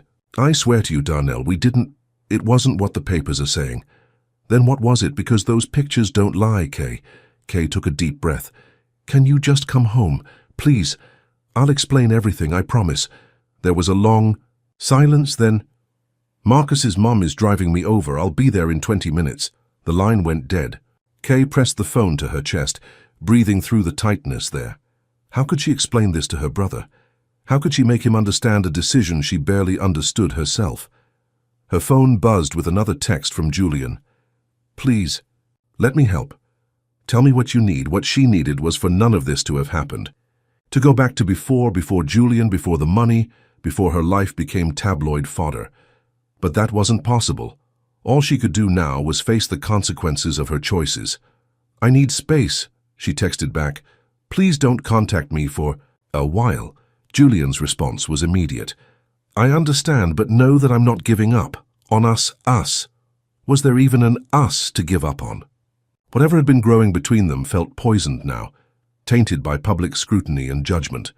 When Darnell arrived, escorted by Marcus's sympathetic mother, Kay was waiting with coffee and his favorite cinnamon rolls from the bakery down the street, a peace offering that felt woefully inadequate. "Thank you for bringing him home," Kay said to Marcus's mother. The woman nodded, her expression carefully neutral. "Of course, Darnell is welcome at our house any time." The implication was clear. When things get too difficult here, he has somewhere to go. After she left, Kay and Darnell sat at their small kitchen table, the cinnamon rolls untouched between them. "I'm listening," Darnell said finally. Kay rapped, her hands around her coffee mug, drawing strength from its warmth. "After Mom died, we were drowning in debt. The medical bills, the funeral costs. I was working 2 jobs and we were still falling behind. Then Mr. Blackstone, Julian, offered me money. A lot of money. For sex," Darnell said flatly. "No." Kay met her brother's eyes. "For company, one night of my time, we talked. We slept, just slept in the same bed, that was it." Darnell's expression was skeptical. "And he paid you $100,000 for that? Come on, Kay, I wasn't born yesterday." "I know how it sounds, but I swear to you that's what happened." Kay reached for his hand, but he pulled away. "I did it for us, Dee, so we could have a chance at a better life. By selling yourself." The words were harsh, but his voice cracked on them. "Mom would have never—" "Mom did what she had to do to keep us fed and housed," Kay interrupted. "Just like I did what I had to do to give you a future." "Not like this." Darnell stood up abruptly. "I would have rather stayed on Tasha's couch than have everyone at school talking about how my sister is some billionaire's paid—" "Don't?" Kay's voice sharpened. "Don't you dare finish that sentence." Darnell looked away, his young face twisted with emotion. "People are saying things, Kay. Terrible things. About you. About us." Kay's heart broke for him, for all her worry about providing. Financially for her brother, she'd never considered this cost. the social price he would pay for her decisions. "I'm sorry," she said softly. "I never meant for any of this to happen. After that first night, Julian and I started seeing each other. For real, no money involved." "You like him?" Darnell sounded incredulous. Kay hesitated. Did she? The question seemed so simple, yet the answer was anything but. "He's not what I expected," she said finally. "He's different when you get to know him." "Different enough to be worth all this?" Darnell gestured vaguely, encompassing their situation, the reporters outside, the scandal consuming their lives. "I don't know," Kay admitted, "but what I do know is that I love you, and everything I've done has been to give you the life Mom would have wanted for you." Darnell was quiet for a long moment. Then, almost reluctantly, he sat back down. "So what happens now?"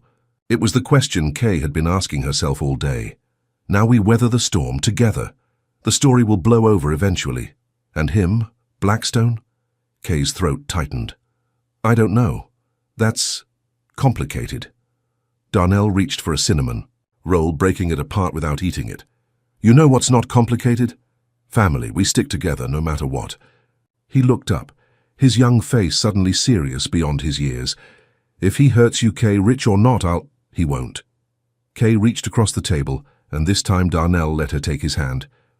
"But thank you for having my back." A ghost of a smile touched his lips. "Always." It wasn't forgiveness, not completely, but it was a start, and right now that was enough. The next few days passed in a blur of unwanted attention and difficult conversations. Kay took a leave of absence from both her jobs, the hotel because the management suggested it would be best for everyone, and the diner because she couldn't bear the pitying looks from people who'd known her all her life. Darnell refused to go to school, and Kay didn't push him. They ordered groceries for delivery and kept the curtains drawn, waiting for the media frenzy to die down. Julian continued to text daily, simple messages that required no response. "Thinking of you. I miss you. I'm here when you're ready." Kay read each one but didn't reply. She needed space to think, to figure out what she wanted, what she needed without his influence. On the fourth day of their self-imposed isolation, someone knocked on their door. Kay approached cautiously, peering through the peephole. David, Hayes, Julian's assistant, stood in the hallway, his expression as impeccably neutral as always. Kay opened the door a crack, keeping the security chain in place. "What do you want?" "Miss Turner." Hayes nodded politely. "I've come with a proposition from Mr. Blackstone." "I'm not interested in any more propositions," Kay said coldly. "I think you'll want to hear this one." Hayes held out an envelope. "Mr. Blackstone is holding a press conference tomorrow morning. He asked me to give you this, and to tell you he understands if you choose not to come." Kay took the envelope reluctantly. "A press conference about what?" "About the situation." "About you?" Hayes adjusted his tie. "He wanted you to know his plans before he proceeded." After Hayes left, Kay opened the envelope. Inside was a brief note in Julian's bold handwriting. "Kay, I won't let them define you. Define us with their lies. I'm going to tell the truth. Tomorrow, but I wanted you to know first. Whatever happens after, know that I meant what I said. I'm not giving up." Attached was a printed press release announcing that Julian Blackstone would be making a personal statement regarding recent media speculation. At 10 a.m. the following day at the Blackstone Group headquarters, Kay stared at the papers, a cold knot of dread forming in her stomach. What was Julian planning? And would his version of the truth make things better or infinitely worse? She stayed, up most of the night, turning over possibilities in her mind. By morning, she'd made her decision. At 9:30 a.m., she took a taxi to the Blackstone Group building, a gleaming tower of glass and steel in downtown Chicago. She wore her best outfit, a simple navy dress she'd bought for job interviews, and kept her head high as she approached the lobby, where a crowd of reporters had already gathered. The security guard stopped her at the entrance. "I'm sorry, ma'am. The building is closed to the public this morning for a private event." "I'm here to see Julian Blackstone," Kay said, surprised by the steadiness of her own voice. He's expecting me." The guard looked skeptical, but before he could respond, a familiar voice spoke from behind him. "She's with me." David Hayes stepped forward, his eyes widening slightly at the sight of Kay. He quickly composed himself and gestured for the guard to let her through. "Miss Turner, Mr. Blackstone will be surprised to see you." "That's the idea," Kay said, following him to a private elevator. As they rode up to the executive floor, Hayes studied her with new interest. "May I ask what changed your mind?" "Nothing changed," Kay replied. "I just decided it was time to stop hiding." The elevator opened directly into a luxurious reception area. Through a set of glass doors, Kay could see a large conference room being prepared for the press event, cameras being set up, journalists taking their seats. And there, standing off to the side in quiet conversation with a woman in a severe business suit, was Julian. He looked exhausted, dark circles under his eyes, visible even from a distance. His usual immaculate appearance was slightly rumpled, as if he'd been running his hands through his hair, a nervous habit Kay had noticed during their time together. When he turned and saw her, his whole body went still. For a heartbeat, they just looked at each other across the space. Then Julian excused himself and walked toward her, his eyes never leaving her face. "Kay." He stopped a respectful distance away, uncertainty in his expression. "You came. I got your message," she said. "What exactly are you planning to do, Julian? Tell the truth, clear your name." "And how do you plan to do that?" Kay asked, folding her arms across her chest. Julian glanced toward the conference room, where more reporters were filing in. "By taking responsibility, by making it clear that you did nothing wrong." "And you did?" Kay raised an eyebrow. "What are you going to say, exactly?" Julian's jaw tightened. "That I was the one who approached you. That I offered you money for your time. That I turned something that could have been genuine into a transaction, because that's the only way I know how to connect with people." He met her gaze directly. "That the mistake was mine, not yours." The raw honesty in his voice caught Kay off guard. "Why would you do that? Your reputation—" "My reputation can survive this," Julian interrupted. "Yours might not. And that's not fair, Kay. None of this is fair to you." Before Kay could respond, the woman in the business suit approached them. "Mr. Blackstone, we're ready to begin." Julian nodded, then turned back to Kay. "Will you stay? You don't have to say anything. Just be here." Kay hesitated, then nodded. "I'll stay." Relief washed across Julian's face. He reached for her hand, gave it a gentle squeeze, then followed the woman toward the conference room. Kay stayed in the reception area, watching through the glass as Julian took his place behind a podium emblazoned with the Blackstone Group logo. Cameras flashed. Reporters leaned forward eagerly, hungry for scandal. Julian's voice came through the speakers mounted in the reception area. "Good morning. Thank you for coming. I've called this press conference to address the recent speculation about my personal life, specifically regarding my relationship with Michaela Turner." He paused, his eyes finding Kay through the glass. Something in his expression softened. "The stories you've read, the insinuations you've made, have done a grave disservice to a woman of integrity and dignity. So let me be clear. Yes, I initially offered Miss Turner money for her companionship. Not for sex, as has been crudely suggested, but for her time, for her presence. Because I was lonely and she was kind, and I didn't know how to reach out to another human being without turning it into a business transaction." A murmur ran through the assembled journalists. Julian continued, his voice growing stronger. "The fault was mine, not hers. I turned something that should have been sacred into a contract. I reduced a connection between two people to dollars and cents, because that was safer than admitting I needed someone." Kay's heart pounded in her chest. This was not what she had expected. This public confession, this taking of blame. Since that night, Miss Turner and I have been getting to know each other, like normal people do. And what I've discovered is that she is extraordinary, not because of anything she did for me, but because of who she is. A woman who has faced tremendous hardship with grace and strength. A sister who has sacrificed everything for her brother's future. A person of such authenticity and courage That she makes me want to be better than I am.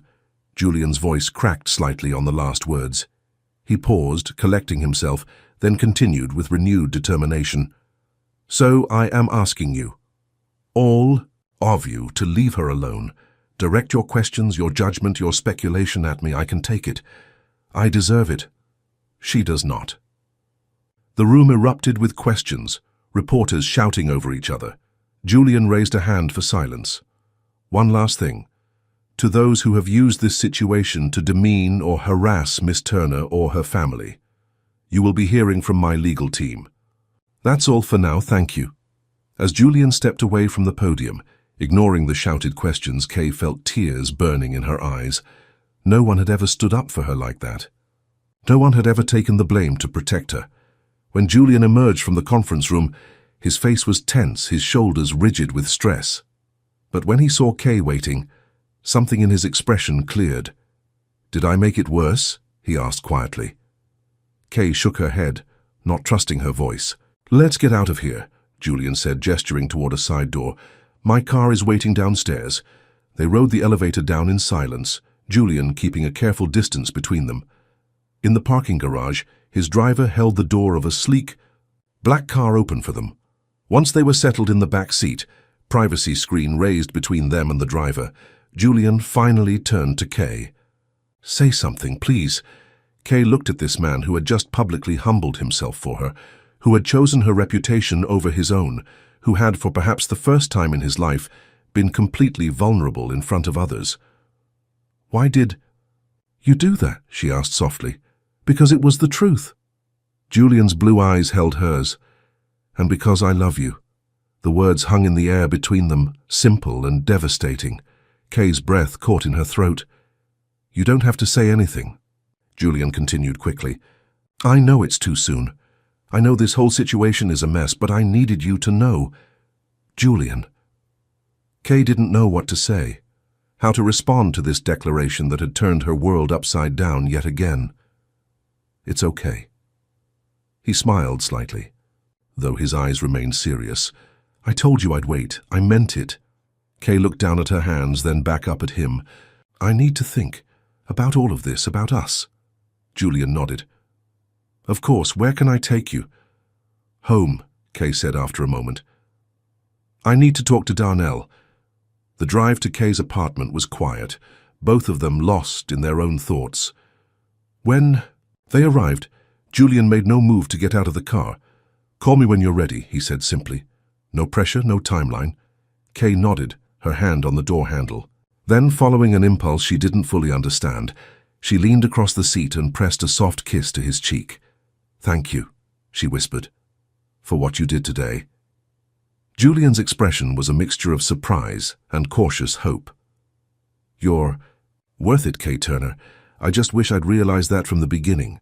When Kay entered her apartment, she found Darnell sitting on the couch, watching Julian's press conference on his laptop. He looked up as she closed the door. You were there? He asked, gesturing to the screen where a news anchor was analyzing Julian's statement. Yes, Kay said, setting down her purse. I wanted to hear what he had to say. Darnell closed the laptop. He took all the blame. He did. Why would he do that? Guys like him, rich guys, they don't take the fall for anyone. Kay sat beside her brother. Maybe he's not like other rich guys. Darnell studied her face. You really like him, don't you? Think I might, Kay admitted. It was the first time she'd said it aloud, even to herself. But it's complicated. Because of how you met? Or because of who he is? Both. Neither. Kay sighed. Because I'm scared, Dee. Getting involved with Julian means stepping into his world, a world I don't understand, where I don't belong. Says, who? Darnell challenged. You belong wherever you decide you belong. Kay smiled at her brother's simple wisdom. When did you get so smart? I've always been smart. You just never listened to me. He bumped her shoulder with his. So what are you going to do now? It was the question Kay had been avoiding. What did she want? A relationship with Julian meant public scrutiny, constant judgment, living under a microscope, but it also meant being with a man who saw her, really saw her, and valued what he saw enough to defend it publicly. I don't know yet, she said honestly. I need some time to figure things out. Darnell nodded. Well, while you're figuring it out, can I go back to school? Marcus says the press has moved on to some celebrity. Divorce, so no one's camping outside anymore. Of course, Kay pulled him into a hug. And Dee, I'm sorry about all of this. You didn't ask for your life to be turned upside down. Neither did you, Darnell pointed out. But we're still standing, right? That's what Mum always said. Turners bend, but we don't break. Kay's throat tightened with emotion. That's right. We don't break. A week passed, then 2. The media frenzy died down just as Julian had promised it would. His public statement had shifted the narrative. Instead of salacious speculation about a billionaire and a maid, the story became one of a powerful man taking responsibility for his actions. Of a connection that had begun unconventionally, but grown into something real. Kay returned to work at the diner, though not the hotel. She needed the routine, the normalcy of serving coffee and chatting with regular customers. Most people were kind, avoiding the subject entirely, or offering quiet support. A few made crude comments, but Rosie, the diner's owner, had thrown out the first person who dared to disrespect her girl in her establishment. After that, the negativity stayed. Outside, Julian kept his distance as promised, though he sent a single text each day. Just checking in, just letting her know he was thinking of her.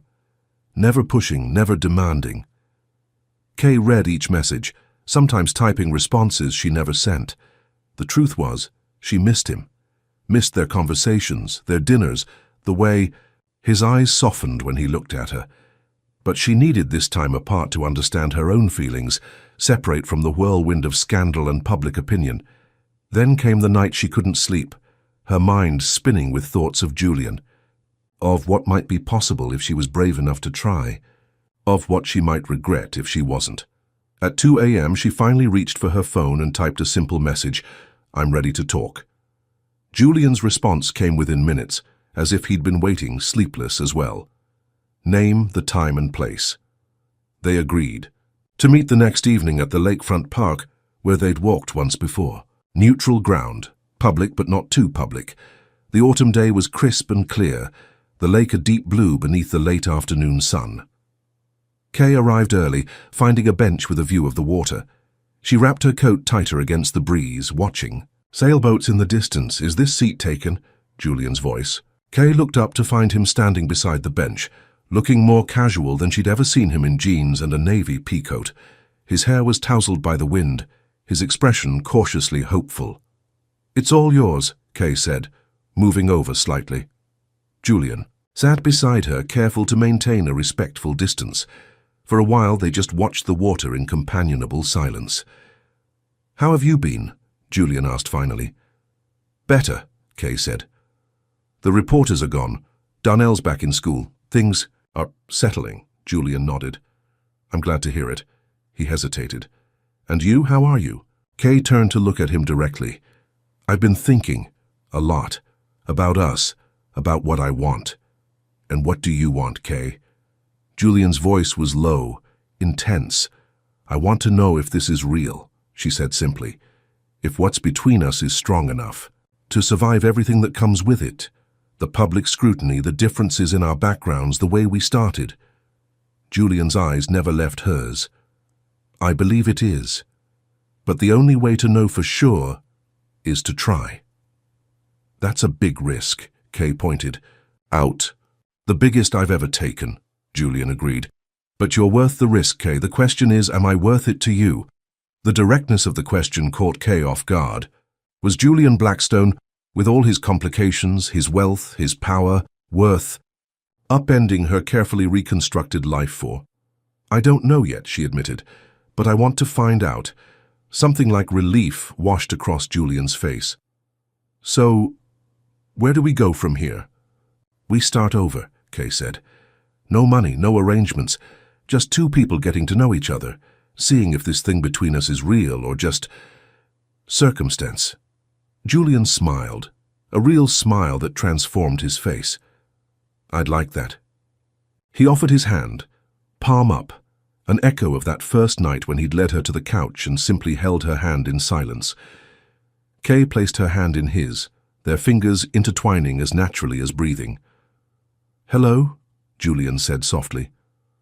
"I'm Julian Blackstone, and I'd very much like to get to know you, Michaela Turner." Kay couldn't help but smile at the simple gesture. "Nice to meet you, Julian. I think I'd like to get to know you too." As the sun began to set over the lake, painting the water in shades of gold and crimson, they talked, really talked, about their childhoods, their dreams, their fears, about what they wanted from life, from each other. Julian spoke of his loneliness, of building an empire to fill the void left by his parents' death. Kay shared her struggle to keep her family together after losing her mother, her determination to give Darnell the future he deserved. When darkness fell and the air grew too cold to ignore, they walked back to Julian's car, hand in hand. "Can I drive you home?" he asked. Kay hesitated, then nodded. "Yes, but just home. I meant what I said about starting slow." Julian smiled. "I can do slow." The drive to Kay's apartment was comfortable, the silence between them no longer awkward or charged with unspoken words. When they arrived, Julian walked her to the door but made no move to come inside. "Thank you for tonight," he said, "for giving us a chance." "We're just at the beginning," Kay reminded him. "There's a lot we still need to figure out." Julian nodded. "I know, but it's a start." He leaned down and pressed a soft kiss to her forehead. "Good night, Kay." "Good night, Julian." As she watched him walk back to his car, Kay felt something settle in her chest, a quiet certainty that whatever happened next, she was making the right choice. Not the easy choice, certainly, but the right one. Inside, Darnell was waiting up for her, pretending to be absorbed in his homework at the kitchen table. "So?" he asked, trying to sound casual. "How'd it go?" Kay hung up her coat. "We're going to try, take things slow, see what happens." Darnell nodded, studying her face. "You look different." "Different how?" "I don't know. Lighter, maybe." He shrugged. "Like when Mom used to sing while she was cooking. Even when things were bad, she'd sing, and for a little while everything felt like it might be okay." The comparison brought tears to Kay's eyes. "I miss her," she said softly. "Me too." Darnell closed his textbook. "But she'd want us to be happy." "Kay, both of us, even if it means taking chances." Kay smiled at her brother's wisdom. "When did you get so smart about relationships?" "I watch a lot of TV," Darnell deadpanned. They laughed together, and for the first time in a long time, Kay felt the weight on her shoulders lighten. The future was still uncertain. Her relationship with Julian was just beginning, fragile and new. But for tonight, in this moment, she allowed herself to hope, to believe that maybe, just maybe, the price of silence had been worth paying after all. 3 weeks later, Kay sat at her desk in the small office of the community center where she now worked. After the scandal, she'd decided not to return to the hotel, even when management had awkwardly offered her position back. Instead, she'd used some of Julian's money to finish the degree she'd abandoned when her mother got sick and found a job, coordinating programs for at-risk youth. It was meaningful work, using her own experience to help kids like Darnell navigate the challenges of growing up without resources. The pay wasn't great, but it was enough. And for the first time in years, Kay was doing something that fulfilled her, not just kept her afloat. Her phone buzzed with a text from Julian. "Still on for dinner tonight?" Kay smiled as she typed back, "Wouldn't miss it. 7 p.m. at my place. Things." Between them had progressed slowly, deliberately. Dinner dates twice a week, long walks by the lake, conversations that lasted until dawn. They were building something real this time, something based on mutual respect and genuine connection, not transaction. Julian had been patient, never pushing for more than Kay was ready to give. They hadn't slept together again, not even just to sleep. They were taking their time, getting to know each other properly. It hadn't been easy. The differences in their worlds created friction sometimes. Julian's wealth and privilege occasionally blinded him to realities Kay had lived with all her life.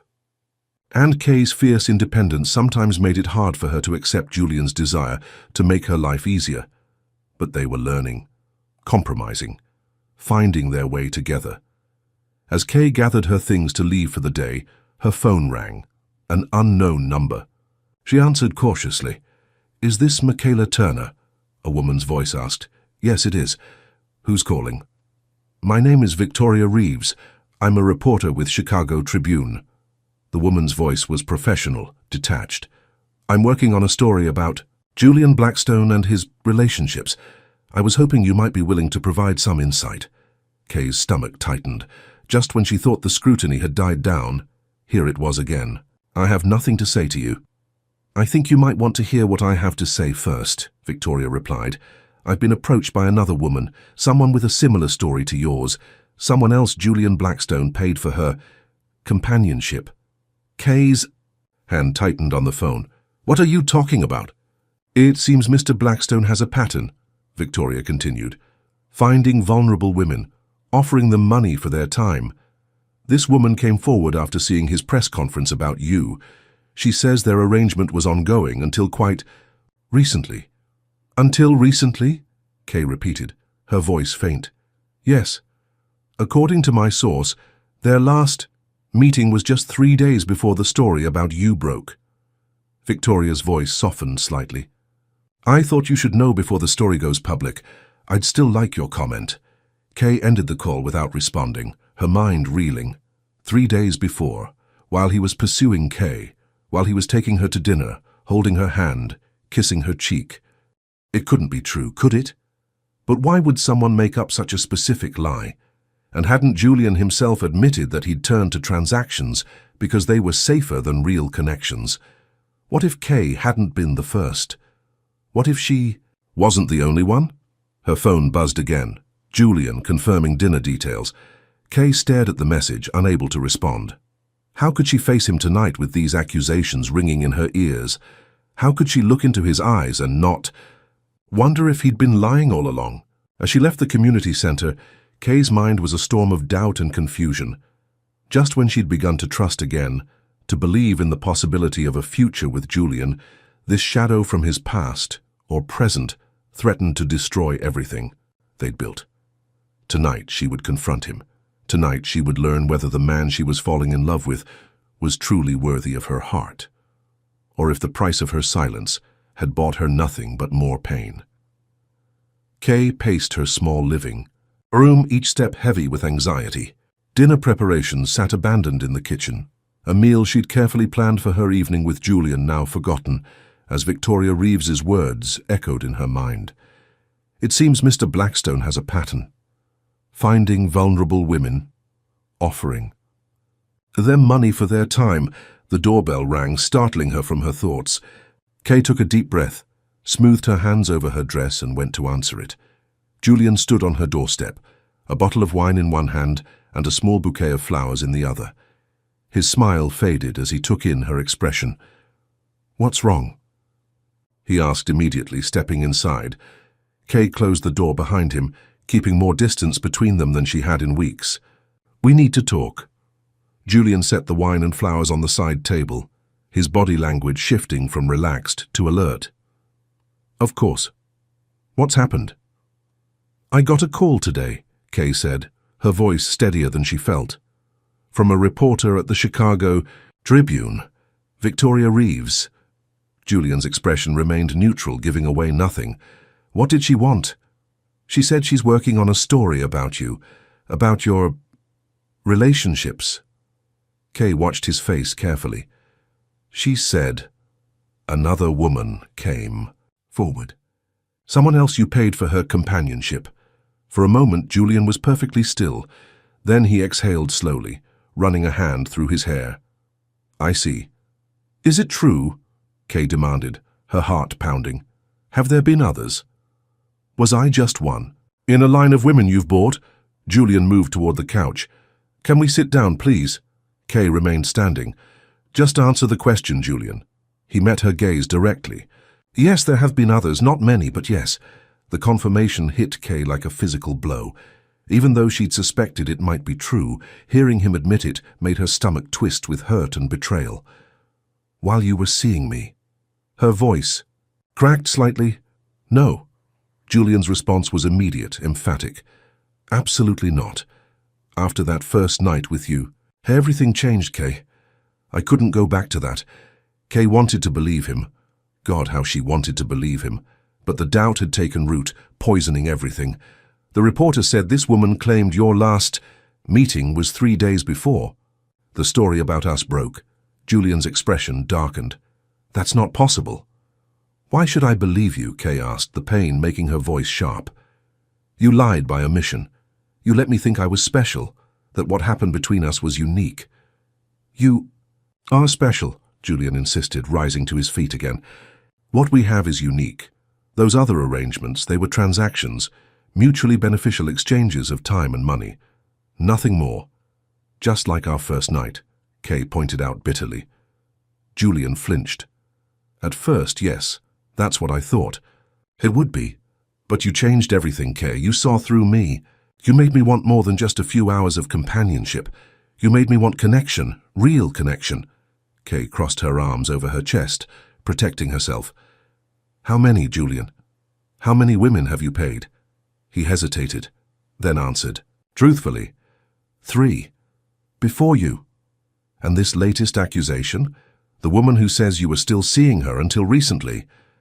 It's not true. Julian's voice was firm. The last arrangement I had ended over a year ago. I haven't been with anyone, paid or otherwise, since before I met you. Kay wanted to believe him, but the seed of doubt had been planted, and she couldn't ignore it. How convenient that it's your word against hers, a billionaire against some unnamed woman. Julian's expression tightened. Ask me anything about these arrangements, Kay. I'll tell you the truth. No more secrets. Why? Kay asked, the question that had been haunting her since the beginning. Why pay for company? A man like you could have anyone. Anyone who wanted my money, my power, my connections. Julian's voice was raw with honesty. Do you know how exhausting it is to never know if someone wants you or what you can give them? With these arrangements, it was clear, defined, safe. Safe, Kay repeated. Because real relationships are dangerous. Yes, Julian's eyes met hers. Because real feelings, real connections, can destroy you. I learned that when my parents died, when the business partners they trusted stole half their company while I was still grieving, when every relationship after that came with an agenda. The vulnerability in his confession caught Kay off guard. This wasn't the calculated response of a man covering his tracks. This was Julian, her Julian, exposing the wounds that had shaped him. So you paid for companionship, she said, her voice softer. To keep control. Yes. He took a step toward her. Until I realized that all the control in the world couldn't give me what I really needed. And what's that? Someone who sees me, not the billionaire, not the power broker, just me. His voice dropped lower. You're the only one who ever has, Kay. Kay felt tears burning behind her eyes. She wanted to believe him so badly it hurt, but there was still the reporter's claim. The unnamed woman. If what you're saying is true, then who is this woman? Why would she lie? Julian's expression hardened. There are many people who would benefit from damaging my reputation. Business rivals, former employees, or it could be someone looking for a payout. Claim an affair, threaten to go public, hope I'll pay to keep it quiet. Has that happened before? Kay asked. Attempts, yes. It comes with the territory.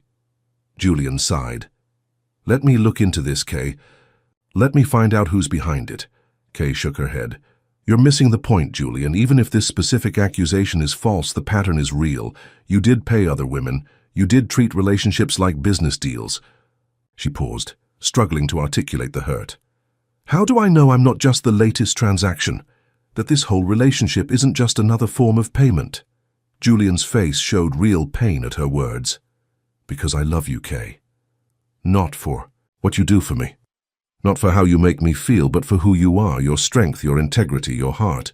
The sincerity in his voice made Kay's resolve waver, but she needed time, space to think, to process, to decide what she truly believed. I need you to leave, she said quietly. I need time to think about all this. Julian looked as though he wanted to argue, but instead he nodded. I understand. But Kay, this woman, this story, please don't make any decisions until we know the truth.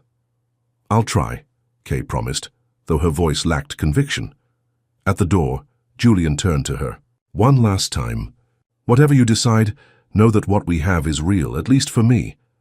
After he left, Kay sank onto the couch, emotionally exhausted. She believed Julian, or wanted to believe him, but the revelation of his past arrangements had shaken her. Trust, not because of what he'd done exactly, but because of what it revealed about him. About his inability to form real connections without the safety net of a transaction. Could a man like that ever truly love someone? Or was everything, in the end, just another deal to be negotiated?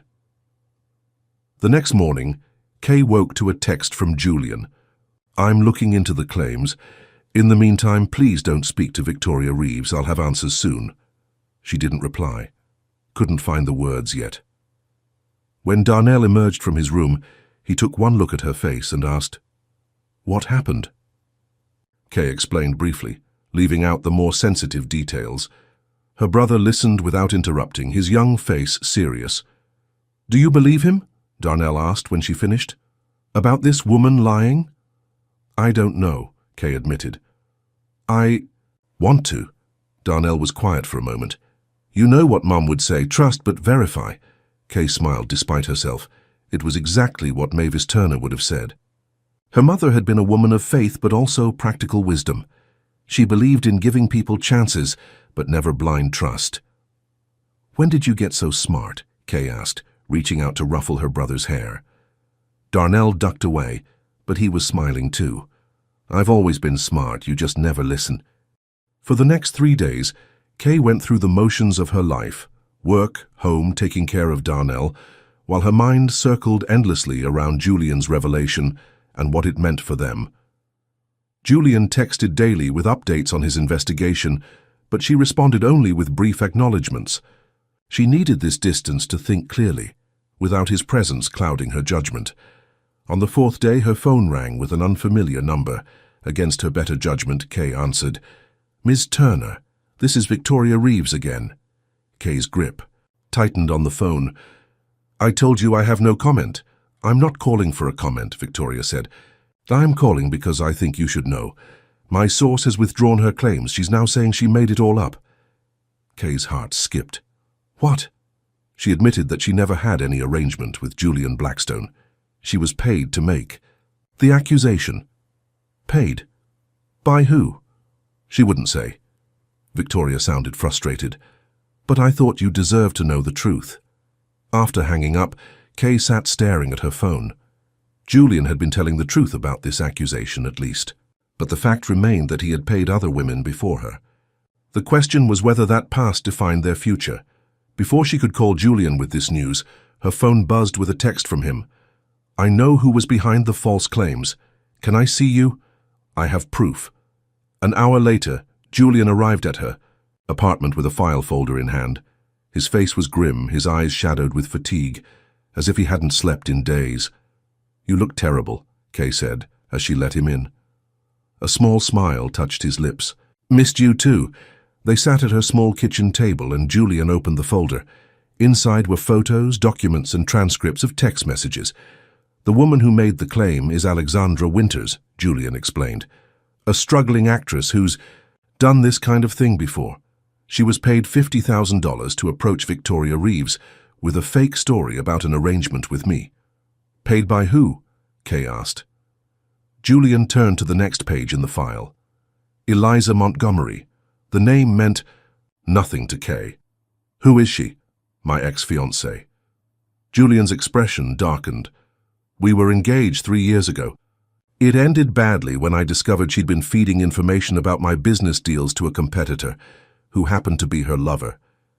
Kay absorbed this new information. So this was revenge? After all this time? Partly revenge, Julian agreed, but also opportunity. When our story broke, she saw a chance to damage me further. She's always been vindictive. How did you find all this out? Julian hesitated. I have resources, people who can trace financial transactions, phone records. I know it sounds invasive, but I needed to know the truth. Kay studied the evidence before her. It was thorough, convincing. Julian had been telling the truth about the false accusation. But there was still the matter of the real arrangements he'd had in the past. "Victoria Reeves called me," Kay said. "She told me the woman recanted." Julian nodded. "I confronted Alexandra with what I knew. She admitted everything, including who paid her. So the Tribune isn't running the story." "No, but Kay—" Julian reached across the table, not quite touching her. "Even though this accusation was false, I need you to know that I haven't hidden anything else from you. Yes, there were other arrangements before you. 3 of them, as I said. All ended before I met you.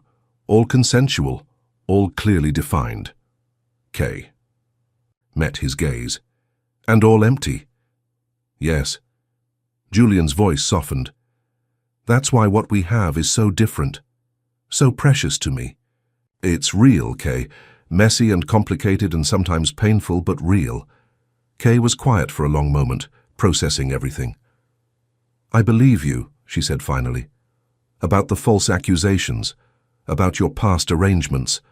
But Julian, I need to know that whatever is between us isn't just another transaction, that you're not offering security, stability, comfort in exchange for me." Julian's expression was pained. "How can I prove that to you? What can I do to show you that this isn't about exchange for me anymore?" "I don't know," Kay admitted. "Maybe that's the problem. Maybe we're too different. Maybe our worlds just don't fit together." "I don't believe that," Julian said, an edge of desperation in his voice. "Kay, please, tell me what you need from me." What did she need? Kay wasn't sure herself. Certainty? There was no such thing. Guarantees. Life didn't offer those, no matter how much money or power you had. "I need time," she said finally. "Space to think, to figure out what I want, separate from what you can give me." Julian looked as though she'd struck him, but he nodded. "Of course, however much time you need." He stood, gathering the file. "I'll wait, Kay, for as long as it takes." As he headed for the door, Kay called after him. "Julian." He turned back, hope flaring briefly in his eyes. "Thank you," she said softly, "for finding the truth." A sad smile touched his lips. "Always." After he left, Kay sat at the table for a long time, her thoughts a tangled mess of conflicting emotions. She believed Julian. She cared for him, more than she'd allowed herself to admit. But there was still something holding her back, something she couldn't quite name. 2 weeks passed without contact between them.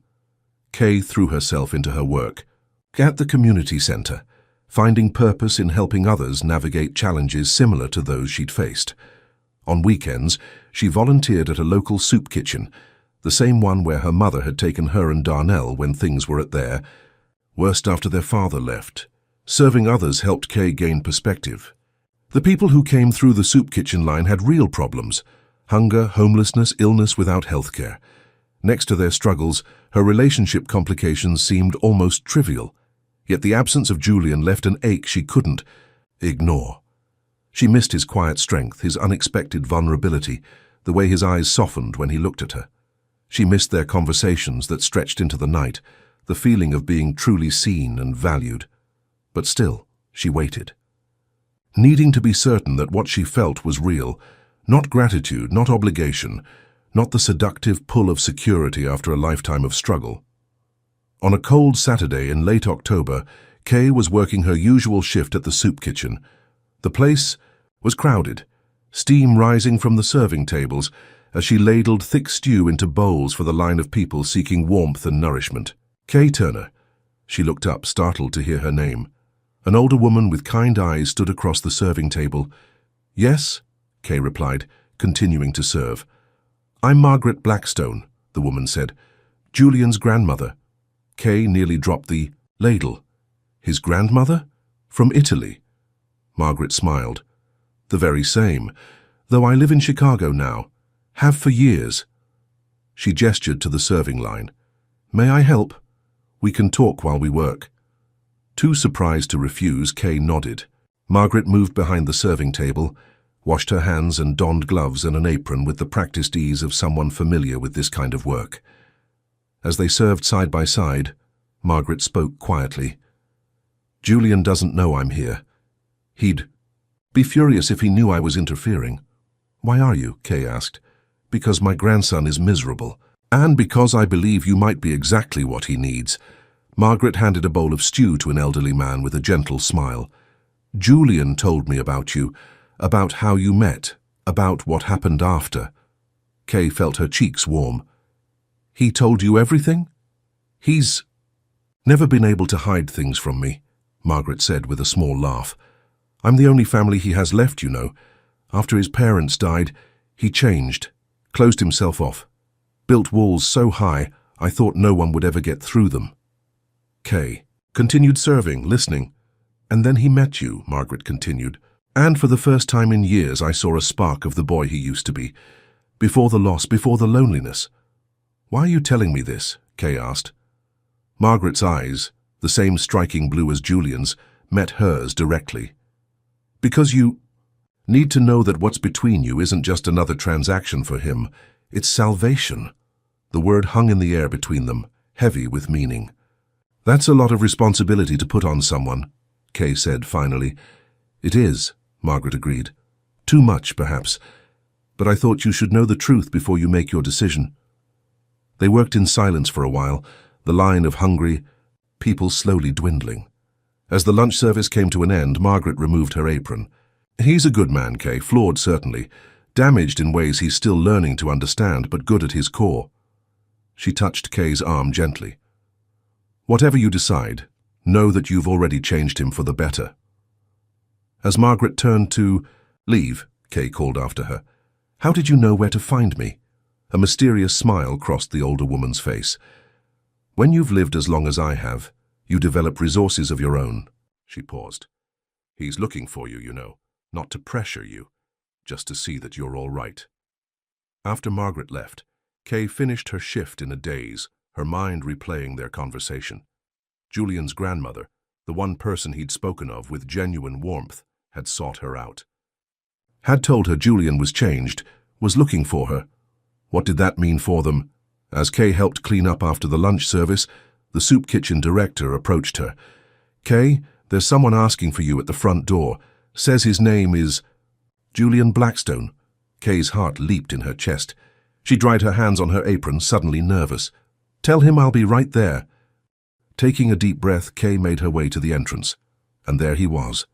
Julian standing just inside the doorway, looking both out of place in his expensive coat and somehow exactly where he belonged. When he saw her, his whole body seemed to still. Kay? Julian? She approached slowly. What are you doing here? Looking for you, he said simply. I've been checking places you might be. I just wanted to see that you were okay. Just as his grandmother had said. Kay studied his face. The dark circles under his eyes, the tension in his jaw, the hope he couldn't quite hide. How did you know to look here? She asked. You mentioned it once. That your mother brought you here when things were difficult. His eyes held hers. I remembered. Of course he had. Julian remembered everything she told him, stored away each detail as if it were precious. I've been volunteering here on weekends, Kay explained. It helps me keep perspective. Julian nodded, understanding in his eyes. Kay, I know I promised to give you space, and I will, after this. But there's something I need to say first. Kay glanced around. The soup kitchen was nearly empty now, just a few volunteers cleaning up. Let's walk, she suggested. Outside, the late October air was crisp, leaves crunching beneath their feet as they made their way toward a small park across from the soup kitchen. They walked in silence until they reached a bench beneath a maple, tree blazing with autumn color. Your grandmother came to see me, Kay said as they sat down. Julian's eyes widened in surprise. Nonna, when? Today at the soup kitchen. Kay smiled slightly at his expression. She's quite determined. She's meddlesome, Julian corrected, though there was fondness in his voice. What did she say to you? That you're miserable without me, Kay said quietly. That I've changed you. Julian sighed. She's right, on both counts. He turned to face Kay fully. But that's not why I'm here. I'm not here to pressure you or rush your decision. Then why are you here? Julian reached into his coat pocket and pulled out a small velvet box. Kay's breath caught at the sight of it. "This isn't what you think," he said quickly, seeing her expression. "It's not a ring, not yet." He placed the box on the bench between them. "It's a key." Cautiously, Kay opened the box. Inside was a simple silver key, nothing fancy or ornate. "A key to what?" she asked. "To a storage unit," Julian explained, "where I've put everything." Kay looked at him, confused. "Everything? My companies, my properties, my investments, all of it." Julian's eyes never left hers. "I've placed everything I own in a trust. I can't touch it, can't control it, can't use it." Kay stared at him, stunned. "Why would you do that?" "Because I need you to know that what I feel for you has nothing to do with what I can give you. Nothing to do with transactions or arrangements or control." Julian's voice dropped lower. "The key is symbolic. It's me letting go of control of power, of everything I've used to keep people at a distance." "Julian," Kay was at a loss for words, "that's extreme." A small smile touched his lips. "I've never been good at half measures." "How long?" "1 year," he said. "That's how long the trust is irrevocable. 1 year of living on a regular salary in a regular apartment, working as a consultant rather than a CEO. 1 year of being just Julian, not Julian Blackstone, billionaire." Kay struggled to process this. "You did this, Yin, for me?" "For us," Julian corrected gently, "but mostly for myself. Because I need to know that I can be worthy of you without all the trappings, that I can be a man you could love, not just a fortune you could use." The vulnerability in his confession took Kay's breath away. This was Julian stripped bare, not of his wealth, but of his defenses. The walls he'd built after his parents' death, the control he'd maintained through transactions and arrangements, the distance he'd kept from genuine connection, all of it sacrificed for the chance to be real with her. "You don't owe me anything," Julian continued, his voice barely above a whisper. "But if I could buy back that night, not with money, but with my whole heart, I'd give it all just to start over." "Name your price." Kay looked at this man who had upended his life for a chance at something genuine, who had exposed his vulnerabilities, his fears, his hopes, who had chosen her over the empire he'd built. "I don't want your money," she said softly. Hope flickered in Julian's eyes. "Then what do you want?" Kay reached out, her fingers brushing his cheek. "The one thing you've never sold, the truth. And your word that you won't run when I'm not perfect." Julian caught her hand, pressing it more firmly against his face. "You have both, always." He reached into his other pocket and placed a second, smaller box beside the first. This one, when opened, revealed a simple silver ring, beautiful but not ostentatious, a single diamond catching the autumn light. "Take it," Julian said quietly. "And if you can't yet, I'll wait, as long as it takes." Kay looked at the ring, then back at Julian's face, open, vulnerable, hopeful. She thought of their journey from transaction to connection, from arrangement to love. She thought of the walls they'd both built, the fears they'd both faced, the growth they'd both achieved, and she knew her answer. "I don't need to wait," she said, her voice steady despite the tears gathering in her eyes. "I know what I want now." Julian held his breath, not daring to hope. "And what's that?" "You," Kay said simply. "Just you. Not your money, not your power, not what you can give me. Just you, Julian." The smile that broke across his face was like sunrise after the longest night. He took the ring from its box with slightly trembling fingers. "Michaela Turner," he said, his voice rough with emotion, "will you marry me? Not today, not tomorrow, but when we're both ready, when we've built something real together." Kay looked at the man before her, not the billionaire, not the power broker, but Julian, a man who had chosen vulnerability over control, who had risked everything for the chance to love and be loved in return. "Yes," she whispered, holding out her hand. "When we're ready." Julian slid the ring onto her finger, then pulled her into his arms. Their kiss was gentle at first, then deepening with all the emotion they'd held back for so long, hope and fear, doubt and trust, and beneath it all, a love that had transformed them both. When they finally broke apart, Julian rested his forehead against hers. I love you, Kay Turner, all of you, the strength and the vulnerability, the pride and the compassion, everything you are. And I love you, Kay replied, not for what you can give me, but for who you are, who you're becoming. As they sat on that bench beneath the maple tree, the autumn wind sending crimson leaves dancing around them, Kay felt a sense of peace she hadn't known since before her mother died. The journey ahead wouldn't be easy. They came from different worlds, carried different scars, faced different challenges. But they would face them together, no longer hiding behind walls of pride or control. The price of silence had been high. But the reward, this chance at real, honest love, was worth every penny. 6 months later, Kay stood in the small kitchen of the apartment she and Julian now shared. It wasn't his penthouse.